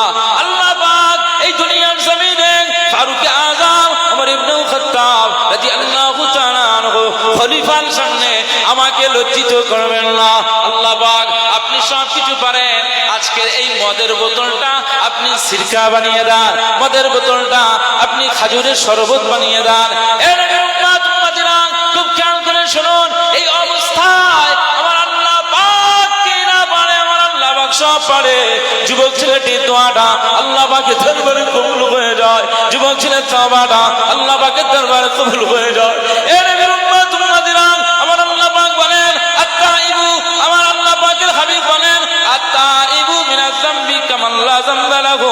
পৃথিবীর জমিনে যে তওবা করে নাই মনে হয় যেন তার তওবাটা আমার আল্লাহ পাক এমন ভাবে কবুল করে নেন, মনে হয় যেন তার জীবনে আর কোনো গুনাহ নাই। এই নবীর উম্মত উম্মতিরা আকা মাওলা রাসূলুল্লাহ সাল্লাল্লাহু আলাইহি ওয়াসাল্লাম বলেছেন, এ আমার সাহাবীরা আমি রাসূলুল্লাহ সাল্লাল্লাহু আলাইহি ওয়াসাল্লাম জানিয়ে দিলাম তোমরা প্রত্যেক দিনে 100 বার করে আমার আল্লাহ পাকের দরবারে তওবা করবে, তওবা করবে, তওবা করবে। যত বেশি তওবা করবে আমার আল্লাহ পাক তত বেশি আপনার উপরে খুশি হয়ে যাবে।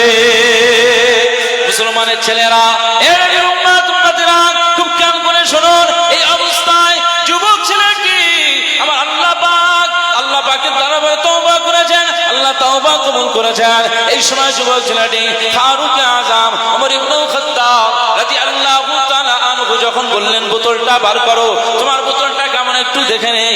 এই সময় ফারুক আযম ওমর ইবনে খাত্তাব রাদিয়াল্লাহু তাআলা আনহুর সামনে ওই ছেলেটা ভয় ভয় করে বোতলটাকে বার করলেন, বার করে দেখা যায় ওই ছেলেটা বললেন এটা সিরকার বোতল, আর ওমর ফারুক বললেন তুমি সিরকার বোতলটা বার করো আমি একটু দেখতে চাই।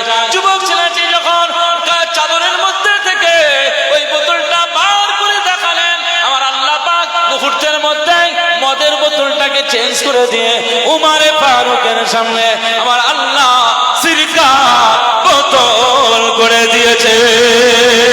নারায়ে তাকবীর, নারায়ে তাকবীর, আল্লাহু আকবার, নারায়ে তাকবীর, আল্লাহু আকবার। নারায়ে মুস্তাফা, জি, জি। নারায়ে মুস্তাফা। আল কোরআনের আলো, ঘরে ঘরে জালো, আল কোরআনের আলো, ঘরে ঘরে জালো, আল হাদিসের আলো, ঘরে ঘরে জালো। নারায়ে তাকবীর। আল্লাহ পাক তওবাকারীকে, গোপনে তওবাকারীকে আল্লাহ তওবাকে কবুল করে নেন। আমরা এজন্য যা কিছু করেছেন জীবনে গোপনে গোপনে তওবা করবে। অনেক মা বোনেরা আসেন, তারা গোপনে গোপনে বন্ধনের সাথে যুক্ত হয়েছে না হয়নি? হ্যাঁ, ভর্তি হয়ে গেছে। মনে রাখতে হবে এই বন্ধন লোন আপনাদের এবার কষ্ট হবে। বন্ধন লোন যারা নিচ্ছেন কিয়ামতের ময়দানে সাজা পাওয়ার জন্য তৈরি হয়ে থাকে। কিয়ামতের ময়দানে কাফন গায়ে দিয়ে আপনাকে যখন কবরে রাখা হবে, কিয়ামতের ময়দান তো কবর জগতের পরে, কবরের পরের জগৎ হচ্ছে কিয়ামতের জগৎ। কিন্তু এই দুনিয়া থেকে আপনার প্রথম ঘাঁটি হচ্ছে কোনটা? কবর। আপনাকে এই বন্ধন যারা নিচ্ছেন, যুক্ত হয়ে রয়েছেন, এই মা বোনেরা সহ আমরা যারা যুক্ত হয়ে আছি, আমাদের মরণের পরে কাফন জড়িয়ে দেবে, কবরে যাওয়ার সাথে সাথে আযাব শুরু হয়ে যাবে, মাফ হবে না। কারণ এই শরীরটা চলাচল করে কিসের শক্তিতে? ব্লাডের শক্তিতে। ব্লাড, রক্ত। এই রক্তটা যদি ক্লিন না হয়, পরিষ্কার না হয়, পরিচ্ছন্ন না হয়, তাহলে আপনার কোনো ইবাদত কবুল হবে না। আর ব্লাড যদি ভালো থাকে, ব্লাড যদি ক্লিন হয়, ব্লাড যদি ফ্রেশ হয়, রক্ত যদি ভালো হয়, রক্তের ভিতর যদি কোনো কিছু না থাকে, তাহলে ওই রক্ত দিয়ে আপনার শরীর দিয়ে শরীরের শক্তি সঞ্চয় হবে, ওই শরীর দিয়ে আপনি ইবাদত করবেন, আল্লাহর দরবারে কবুল হয়ে যাবে। এজন্য জোরে বলুন সুবহান। আল্লাহ পাক বলছেন তোমরা খাও, কুলু ওয়াশরাবু, তোমরা খাও পান করো, তবে সেটা পবিত্র মাল, ভালো মাল, হালাল মাল খাও। খবরদার, এই চৌমুহা গ্রামের যত মা বোনেরা, যুবকেরা ভুল করে ফেলেছে, ভুল হলে আল্লাহ মাফ করবে, তবে যদি এই ওয়াজ শুনবার পরে আবার সেই বন্ধনটাকে সেইভাবে রেখে দেন যে হুজুররা কত কি বলবে, কত এ করবে, আল্লাহ দয়াবুল দয়াবান, মাফ করে দেবে। আমাদের সংসার তো হুজুর জানে না কিভাবে চলতেছে, লোন না হলে হবে, টাকা পয়সা মেটাবো কি করে, হুজুর হুজুরের মতো যুক্তি দেবে। এই যুক্তি আমার নয়, এই যুক্তি আল্লাহর পক্ষ থেকে এসেছে। হারাম খাওয়া যাবে না, আল্লাহ হারাম করে দিয়েছে, নিষেধ করে দিয়েছে। কথা বুঝতে পারছেন? এখনকার আমাদের সিস্টেম কি হয়েছে জানেন, মেয়ে হলে ছেলে হলে আলাদা জিনিস। ছেলে হলে জানি আমাদের স্বপ্ন ড্রিম যে বুলেট পেয়ে যাবো, অসুবিধা নেই। আর মেয়ে হলে ওর খাট, ওর গহনা, ওর শোকেস সব কিছু মেয়ে হওয়ার সাথে সাথেই এইবারে তৈরি হয়ে যাবে প্ল্যান যে ওর কি কি জোগাড় করতে হবে, টাকা পয়সা এবারে লোন বা ওইসব ফিক্সড করে দেওয়া, এইসব। বলে হারামের টাকা হারামে দিচ্ছে, তা অসুবিধা কোথায়? বলে না, এই পণ দেওয়া হারাম নাকি হালাল? পণ দেওয়া কি হারাম? এ বলে হারামের টাকা হারামে দিচ্ছে, সমস্যা নেই, যুক্তি নিজে নিজেই খাড়া করতেছে। আমার ভাইরা, কবরের আযাব থেকে যদি নাজাত পেতে চান এই কাজগুলো বন্ধ করে দিতে হবে। একবার মহব্বতের সঙ্গে দরুদ শরীফ আল্লাহুম্মা সাল্লি আলা মাওলানা মুহাম্মদ ওয়ালা আলি সাইয়্যিদিনা মাওলানা মুহাম্মদ। জয় ইনশাআল্লাহ। একটু মহব্বত দরুদ শরীফ আল্লাহুম্মা সাল্লি আলা সাইয়্যিদিনা মাওলানা মুহাম্মদ ওয়ালা আলি সাইয়্যিদিনা মাওলানা মুহাম্মদ। আচ্ছা, আমার আলোচনাতে আপনারা কষ্ট পাচ্ছেন না তো? আমার ভাইরা, সামনে পিছনে সব ভাইরা, আলোচনায় কষ্ট পাচ্ছেন না তো? শরিয়াতের কথা শুনতে এসেছেন তো নাকি এখানে? আমি আপনাদের পরিচিত হয়তো সেইভাবে হতে পারিনি, কিন্তু চৌমুহার বহু ছেলেরা এখানে, এই যুবক ভাইরা রয়েছেন, এরা আমার অনেক ভালোবাসে। আমার মসজিদে আমার পিছনে নামাজ শুনবার জন্য, কেরাত শুনবার জন্য ওখানে গিয়ে নামাজ পড়েছেন জুমা। আমি এলাকাতে মুদিয়াতে প্রতি বছরে কম বেশি আসি, মুদিয়ার ছেলেরাও এসেছিল।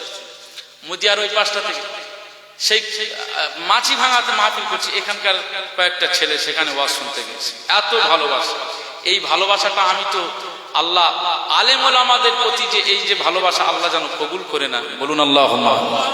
আলেম ওলামা, হাফিজ, ইমাম, এদেরকে ভালোবাসতে হবে। ওই চ্যাংড়া ছাওয়াল নেতাদের ভালোবেসে লাভ নেই। আমাদের ভাইজান বলে সালমান খান আছে না, ভাইজান, সালমান খান কি বলে ভাইজান বলে তো? ওকে যদি প্রাণ ভরে ভাইজান বলে, ওতে কোনো সওয়াব হবে না, গুনাহ হবে না। আর এরা যদি আমাকেই, আমি গুনাহগার তারপরেও বলছি, ওরা যদি আমাকেই ভাইজান বলে ডাকে মহব্বতে, যে একজন হাফিজ, একজন আলেম বান্দা ভাইজান বলে মহব্বতে ডাকে, সালমান খানের ডাকায় গুনাহ হয়েছে, আমাকে ভাইজান বলে ডাকলে এদের সওয়াব হবে। একবার জোরে বলুন সুবহানাল্লাহ। তবে আমি আমার দৃষ্টান্ত দিয়ে বললাম, যেন আমি সেই ধরনের লোক হতে পারিনি। তারপর আমি বলতে চাইছি যে এনাকে আমি মহব্বতে চাচাজি বলে ডাকলাম। মহব্বতে যদি একজন মুরব্বী চাচাজিকে চাচাজি বলে ডাকে, মুসলিম আমলকারী ব্যক্তি, একে চাচাজি বললাম, এনাকে চাচাজি বলায় আমার আল্লাহ খুশি হয়ে যায়। একবার জোরে বলুন সুবহানাল্লাহ। কিং খানের থেকে আমার চাচাজির দাম অনেক বেশি, আমি এটাই বোঝাতে চাইছি, ইমানদারের দামটা অনেক বেশি। তো এই এলাকাতে আমার যুবক ভাইরা প্রত্যেক বছরে কম বেশি আমাকে নিয়ে আসেন, আর আপনারা ওয়াজ শুনতে এসেছেন। আমি যদি শরিয়াতের সঠিক তথ্যটাকে আমি যদি না প্রয়োগ করতে পারি, সব বাড়ি বাড়ি হারাম খাবে আর জাহান্নামায় চলে যাবে, আর আমরা বক্তা সাধারণভাবে ওয়াজ করে যাব, তার বিরুদ্ধে একটাও কথা বলতে পারবো না। আপনি কাটমানি খাবেন, আপনি চুরি করবেন, আপনি সুদ খাবেন, আপনি গাঁজা খাবেন, মদে আপনি চুমুক লাগাবেন, তার বিরুদ্ধে বলতে পারবো না। কি বক্তা হয়েছে? মেয়েরাজে রাসূলুল্লাহ গিয়েছিল না, যায়নি? ফেরেশতা জিবরিল আমিন আলাইহিস সালাম মেয়েরাজে জান্নাত আর জাহান্নাম দেখাচ্ছেন, জান্নাত আর জাহান্নাম দুটোই রাসূলুল্লাহ দেখেছেন। তবে জাহান্নামায় গিয়ে দেখছেন একদল ব্যক্তিদেরকে আমার আল্লাহ পাক জাহান্নামার আগুনের কাঁচি দিয়ে এই ঠোঁটগুলো কেটে দিয়েছেন, এই ঠোঁট। আচ্ছা, জীবনে আমরা আগুনের কাঁচি দেখেছি?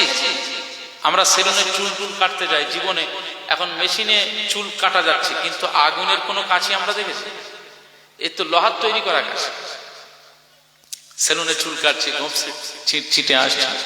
আচ্ছা, রাসূলুল্লাহ বললেন যে ওই জাহান্নামার আগুনের কাঁচি দিয়ে তাদের ঠোঁট কাটা হচ্ছে।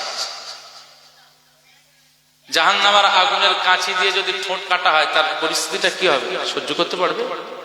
আচ্ছা ওটা ছেড়ে দেন, এই সেলুন থেকে একটা কাঁচি নিয়ে আসেন, এনে আপনি আমাকে এই ঠোঁট দুটো কেটে দেন, সহ্য করতে পারবো? এটা দুনিয়াবি কাঁচি, আর আল্লাহ জাহান্নামার আগুনের কাঁচি রেখেছে। মুসলমানের ছেলেরা, এ নবীর উম্মত উম্মতিরা, খুব খেয়াল করে শুনুন। ফেরেশতা জিবরিল আমিন আলাইহিস সালাম, ফেরেশতা জিবরিল আমিন আলাইহিস সালাম যখন ওই ব্যক্তিদেরকে দেখাচ্ছেন আকা মাওলা রাসূলুল্লাহ সাল্লাল্লাহু আলাইহি ওয়াসাল্লাম কেঁদে ফেলেছে, এই অবস্থায় ফেরেশতা জিবরিল আমিন আলাইহিস সালামকে লক্ষ্য করে আমার আকা মাওলা রাসূলুল্লাহ সাল্লাল্লাহু আলাইহি ওয়াসাল্লাম জিজ্ঞেস করলেন, ভাই জিবরিল, মান হাউলাই, এরা কারা? এরা কারা? এদেরকে আমার আল্লাহ পাক জাহান্নামের কাছে দিয়ে এদেরকে এভাবে শাস্তি দেয়, এরা কারা?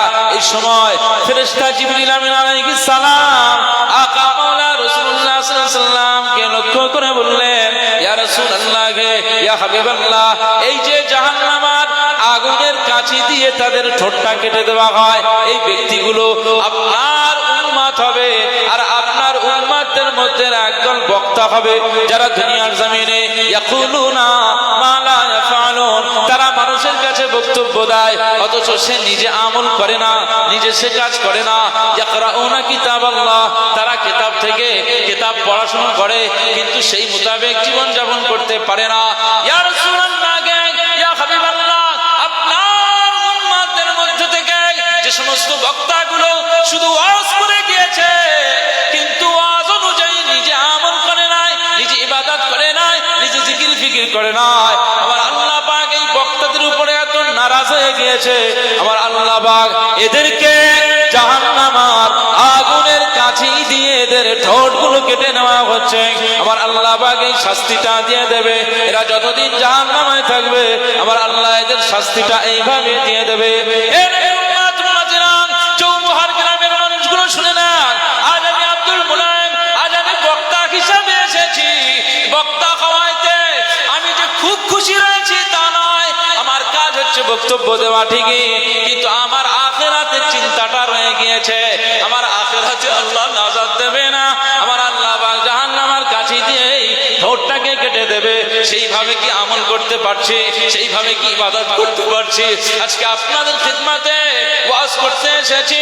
এ নবীর উম্মত উম্মতিরা, আজকে আমি বক্তা হিসাবে আসলাম, আমি আপনাদের কাছে দোয়া চাই আর আমার আল্লাহ পাকের কাছে মাফ চাই। আজকে বক্তব্য দিই, আমার আল্লাহ যেন আমার বক্তব্যকে কবুল করে নেন, ত্রুটিকে মাফ করে দেন, আমল করার তৌফিক দেন। আমার যত শ্রোতা এখানে বসে রয়েছে আমাদের সবাইকে আমার আল্লাহ পাক আমল করার সুযোগ করে দেন, বলুন আমিন। আরো জোরে বলুন আমিন। মুসলমানের ছেলেরা, এ নবীর উম্মত উম্মতিরা, খুব খেয়াল করে শুনুন। বক্তা হয়ে এসেছি মানে আমাকে সুদের বিরুদ্ধে বলতে হবে, চোরের বিরুদ্ধে বলতে হবে, আমাকে মদের বিরুদ্ধে বলতে হবে, বেপর্দায় যে সমস্ত মহিলাগুলো চলাফেরা করে এদের বিরুদ্ধে আমাকে ওয়াজ করতে হবে। যদি না করি কিয়ামতের ময়দানে ধরা পড়ে যাব। আমার আল্লাহ পাক আজকে মাইকের সামনে নিয়ে এসেছেন, তাই হক কথা যদি আমি না বলি আমার আল্লাহ পাক আমাকে ছাড়বেন না। এর কবরের ভয় আমাদের রয়েছে, তাই আমি আব্দুল মুনাইম বলি, আজকে আপনাদেরকে বলি আমার জন্য দোয়া করবেন, আমি যেন বেশি বেশি আমল করতে পারে। আর আপনাদের জন্য আমি দোয়া করবো, আল্লাহ যেন সবাইকে বেশি বেশি আমল করার তৌফিক দান, বেশি বেশি নামাজি হওয়ার তৌফিক দান, জিকির করার তৌফিক দান, তাসবিহ পড়ার তৌফিক দান, কোরআন তেলাওয়াত করার তৌফিক দান। আমার আল্লাহ পাক আমাদের সবাইকে যেন ঈমানের সাথে মওত নসিব করে দান, বলুন আল্লাহুম্মা আমিন। আল্লাহ পাক আমাদের যেন সেইভাবে নিয়ে যান, নচেত নাজাত মিলবে না। আল্লাহ আখিরাতের চিন্তা আমরা মশগুল, আপনারা সবাই আখিরাতের চিন্তায় ভয়তে চলে, বেশি ভয় করবেন। দুনিয়ায় বেশি এই কয়েকদিনের জন্য রয়েছে, আল্লাহর সময় পার করে দিচ্ছে। একদম মুহূর্তেই 24 বছর পার হয়ে গেল, মুহূর্তেই 30 বছর পার হয়ে গেল, মুহূর্তেই 50 পার হয়ে গেল, জীবনে আর কিছু করতে পারলাম না। আল্লাহ পাক আমাদের সবাইকে আখিরাতে মঞ্জিলে আল্লাহ আমাদের সবাইকে নাজাতের ওসিলা বানিয়ে দেন, বলুন আল্লাহুম্মা। সকলে মহব্বতের সঙ্গে একটু দরুদ শরীফ, আল্লাহুম্মা সাল্লি আলা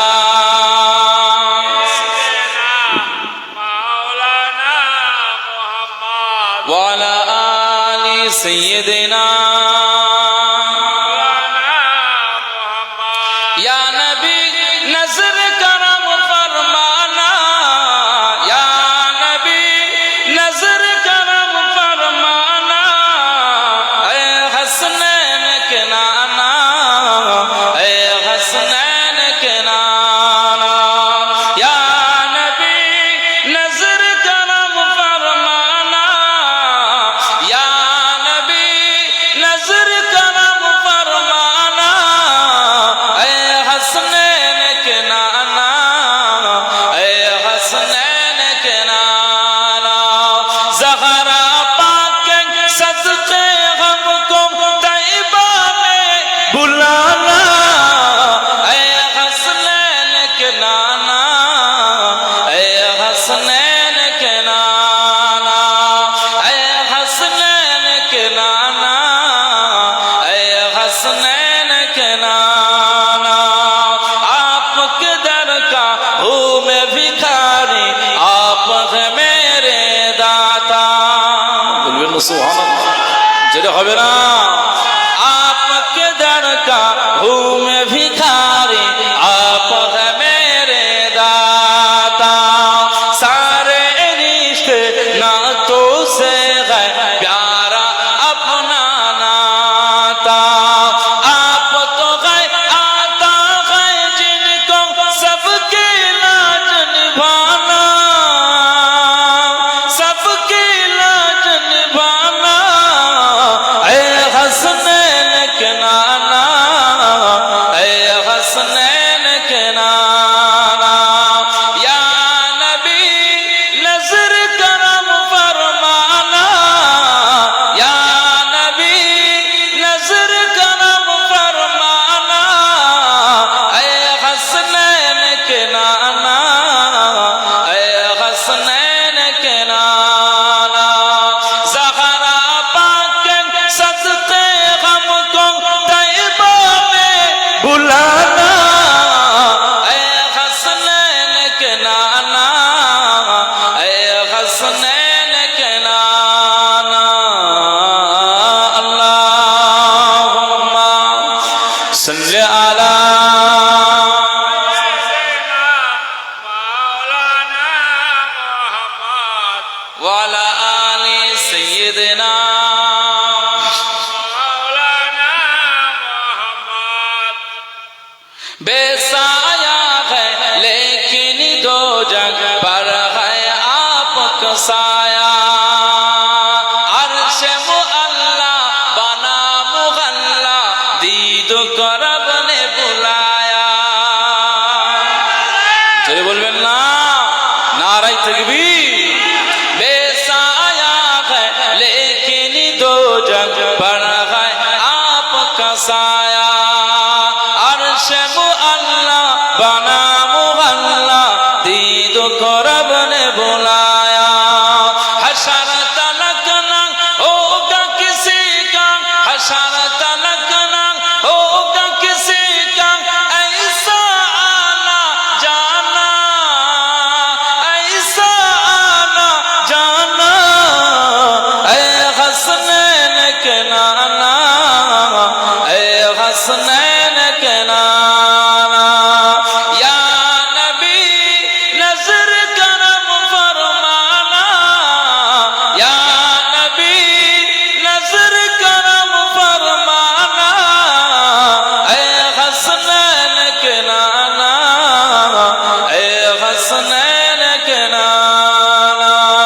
ज़हरा पाक के सदक़े हमको तैबा में बुलाना, ऐ हसनैन के नाना, ऐ हसनैन के नाना,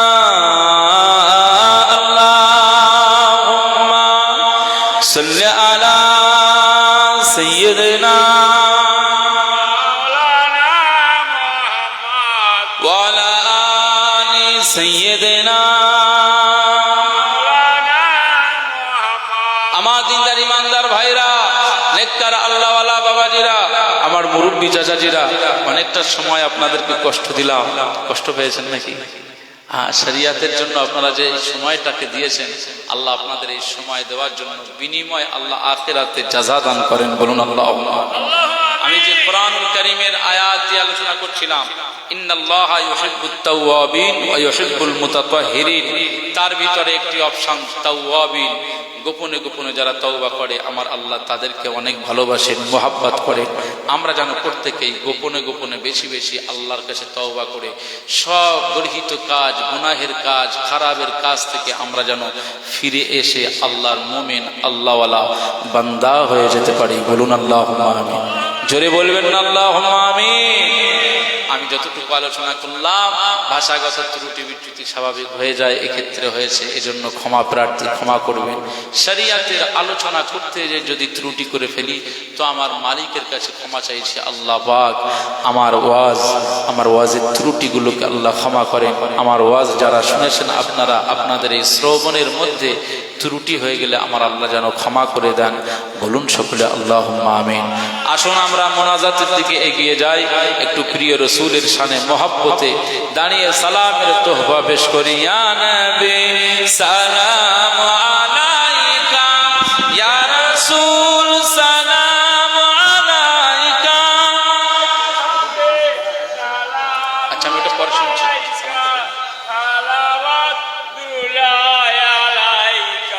খুব মহব্বত বলেন, ইয়া নবী সালাম আলাইকা, ইয়া রাসূল সালাম আলাইকা, ইয়া হাবিব সালাম আলাইকা।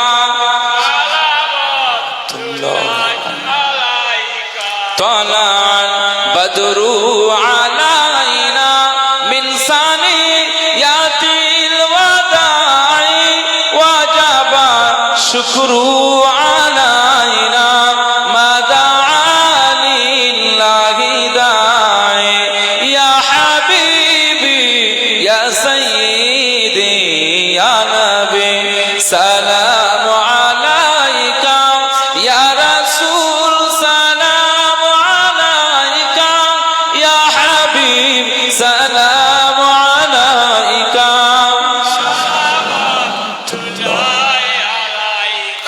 জিবরাইল দিলে যে আওয়াজ খুলে দাও আসমানের দুয়ার, বলবেন না সুবহানাল্লাহ, যেটা হবে না সুবহানাল্লাহ। জিবরাইল দিল যে আওয়াজ খুলে দাও আসমানের দুয়ার, এসেছেন নবীদের সরদার করিতে মালিকের দিদার। ইয়া হাবিবি ইয়া সাইয়্যিদি ইয়া নবী ইয়া নবী ইয়া নবী ইয়া নবী ইয়া নবী ইয়া নবী ইয়া নবী ইয়া নবী ইয়া নবী সালাম আলাইকা ইয়া রাসূল সালাম আলাইকা ইয়া হাবিব সালাম আলাইকা।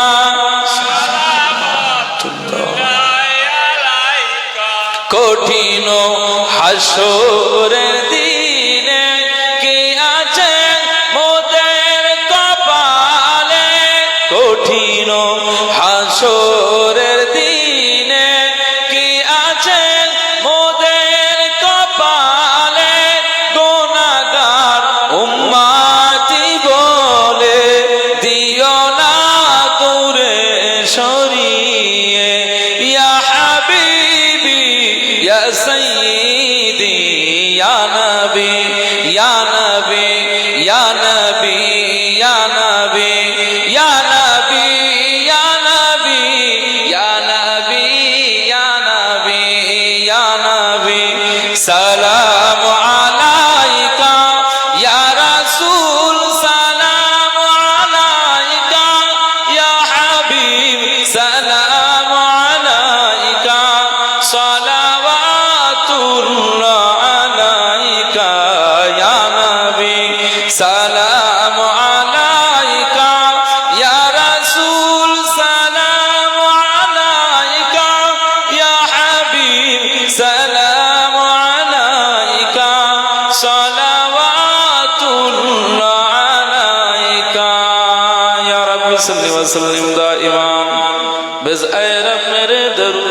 সালাম দরুদ শরীফ আল্লাহুম্মা সাল্লি আলা মাওলানা মুহাম্মদ ওয়ালা তাবারুক ভাইরা তাবারুকটা নিয়ে আসুন। মাওলানা মুহাম্মদ হ্যাঁ হ্যাঁ আচ্ছা আলহামদুলিল্লাহ অবশ্যই। আরে কমিটিদের জন্য প্রাণ খুলে দোয়া করি। আমি শুধু এই কমিটি, আমি যখন একা একা নামাজ আদা করি মসজিদে বা বাড়িতে, আমি এই জলসা মাহফিলে যাই, আমি কমিটিদের জন্য দোয়া চাই, এই শ্রোতাদের জন্য দোয়া চাই, যারা ওয়াজ নসিহত করতে আসে, আলেম ওলামা, পীর সাহেব পীরজাদা, সকলের জন্য দোয়া চাই। বলি আল্লাহ হেদায়েতের জায়গা একটা ওয়াজের মাহফিল, এই কমিটিরা, বহু কমিটিরা আছে নামাজ কালাম পড়ে না, আল্লাহ কমিটিদেরকে আল্লাহ আপনি নামাজি বানাবেন, আল্লাহ কমিটিদেরকে হেদায়েত দান করুন। এইভাবে নিজে নিজেও দোয়া চাই। তো কমিটিদের জন্য দোয়া চাইবো না তার মানে? চৌমুহার ভাইদের জন্য তো প্রাণ খুলে দোয়া থাকবে, আর এখানের মা বোনেদের জন্য প্রাণ খুলে দোয়া থাকবে। আজকের এই মাহফিলের জন্য, ইসালে সাহাবের জন্য 10 খতম 5 পাড়া আমার মা বোনেরা তেলাওয়াত করেছেন। একবার জোরে বলুন আলহামদুলিল্লাহ, জোরে বলবেন না আলহামদুলিল্লাহ, নারায়ে তাকবীর। আমার মা বোনেদের জবানের তেলাওয়াতে আল্লাহ বরকত দান করুন, বলুন আমিন। জোরে বলবেন না আল্লাহুম্মা আমিন। এখানে যতজন মানুষ আমরা বসে রয়েছি, আমরাও কোরআন শরীফ একটু পড়বো না একটু পড়ার দরকার আছে না? না শুধু মা বোনেদের দিকে ঠেলে দেবে যে যত খতম তোরা করা, আমরা 4 দোকানে পান আসা নাকি? কথা বুঝতে পারছেন না? মা বোনেদের জন্য তেলাওয়াত যেমন জরুরি, আমাদের জন্য তেলাওয়াত তেমন জরুরি। আমার আব্বা জানের তেলাওয়াতটা যেন আমি করতে পারি, আমার আব্বা জানের, আমার আম্মা জানের ইসালে সাহাবের খতমে কোরআন বা এই কোরআন তেলাওয়াতটা যেন আমি ছেলে আমিও যেন করতে পারি, এটা করবেন না? আর আমি আমার নিজের জন্য তেলাওয়াত করি। প্রত্যেকদিন যদি কোনো মুসলমান সূরা মুলক তেলাওয়াত করে, সূরা মুলক, তাহলে তার মারা যাওয়ার পরে কবরের আযাব আল্লাহ মাফ করে দেবে। একবার জোরে বলুন সুবহানাল্লাহ। তাহলে নিজের জন্য পড়তে হবে, আল্লাহ পাক কবুল করুন। 10 খতম 5 পারা, 10 খতম 5 পারা। আচ্ছা, আর কলমা শুদ্ধ। আচ্ছা ঠিক আছে, আপনারা তাবারুকটা নিয়ে আসেন লাইন করে। কিভাবে লাইন করবে? এই দিক না এইভাবে? যেভাবে আছে ওইভাবে। একটু ফাঁকা রেখে রেখে আপনারা একটু কাতার, যেহেতু মসজিদে কাতার দেওয়া অভ্যাস আছে, এইভাবে একটু ফাঁকা ফাঁকা করে বসেন না। আলামিন ভাই একটু ফাঁকা ফাঁকা করে দেন না, নেতৃত্ব দেন না। মা বোনেরা আপনারাও একটু লাইন করে করে বসবেন। আর আমার যে সমস্ত মা বোনেরা চাদর গায়ে দিয়ে এসছে, ওনাদের দেখে দেখে একটু দেবেন, সাবধান না। চৌমুহার মা বোনেরা অতটা খারাপ নয়, আলহামদুলিল্লাহ, একটাই নেবে, অসুবিধা নেই। আমার ভাইরা, কিছু কিছু কথা বলি মজার ছলেও, অনেক সময় সত্যি কথাও বলে দিই, কিন্তু ব্যাপারটা হচ্ছে মা বোনেরা এখন আর সেইভাবে নেই, এগুলো কিছু থাকে। কিন্তু এখানে চৌমুহাত আলহামদুলিল্লাহ ভালো, সব এক প্যাকেট করে ইনশাল্লাহ নেবেন। একটু মহব্বতে দরুদ শরীফ আল্লাহুম্মা সাল্লি আলা সাইয়্যিদিনা মাওলানা মুহাম্মদ ওয়ালা আলি সাইয়্যিদিনা মাওলানা মুহাম্মদ। আসসালামু আলাইকুম। এই তো আপনি মদিনার মাটিটা একটু বলেন, ও মদিনার ভূমি ফোনে বলেন, আমি মাইকে ধরে রয়েছি, বলেন। বলছি আমি রয়েছি। এই তো মাশাআল্লাহ। বলছি রাকিবুল, হ্যাঁ বলেন বলেন, একবার বল। সবাইকে সালাম দেন একটু। আসসালামু আলাইকুম। সালাম।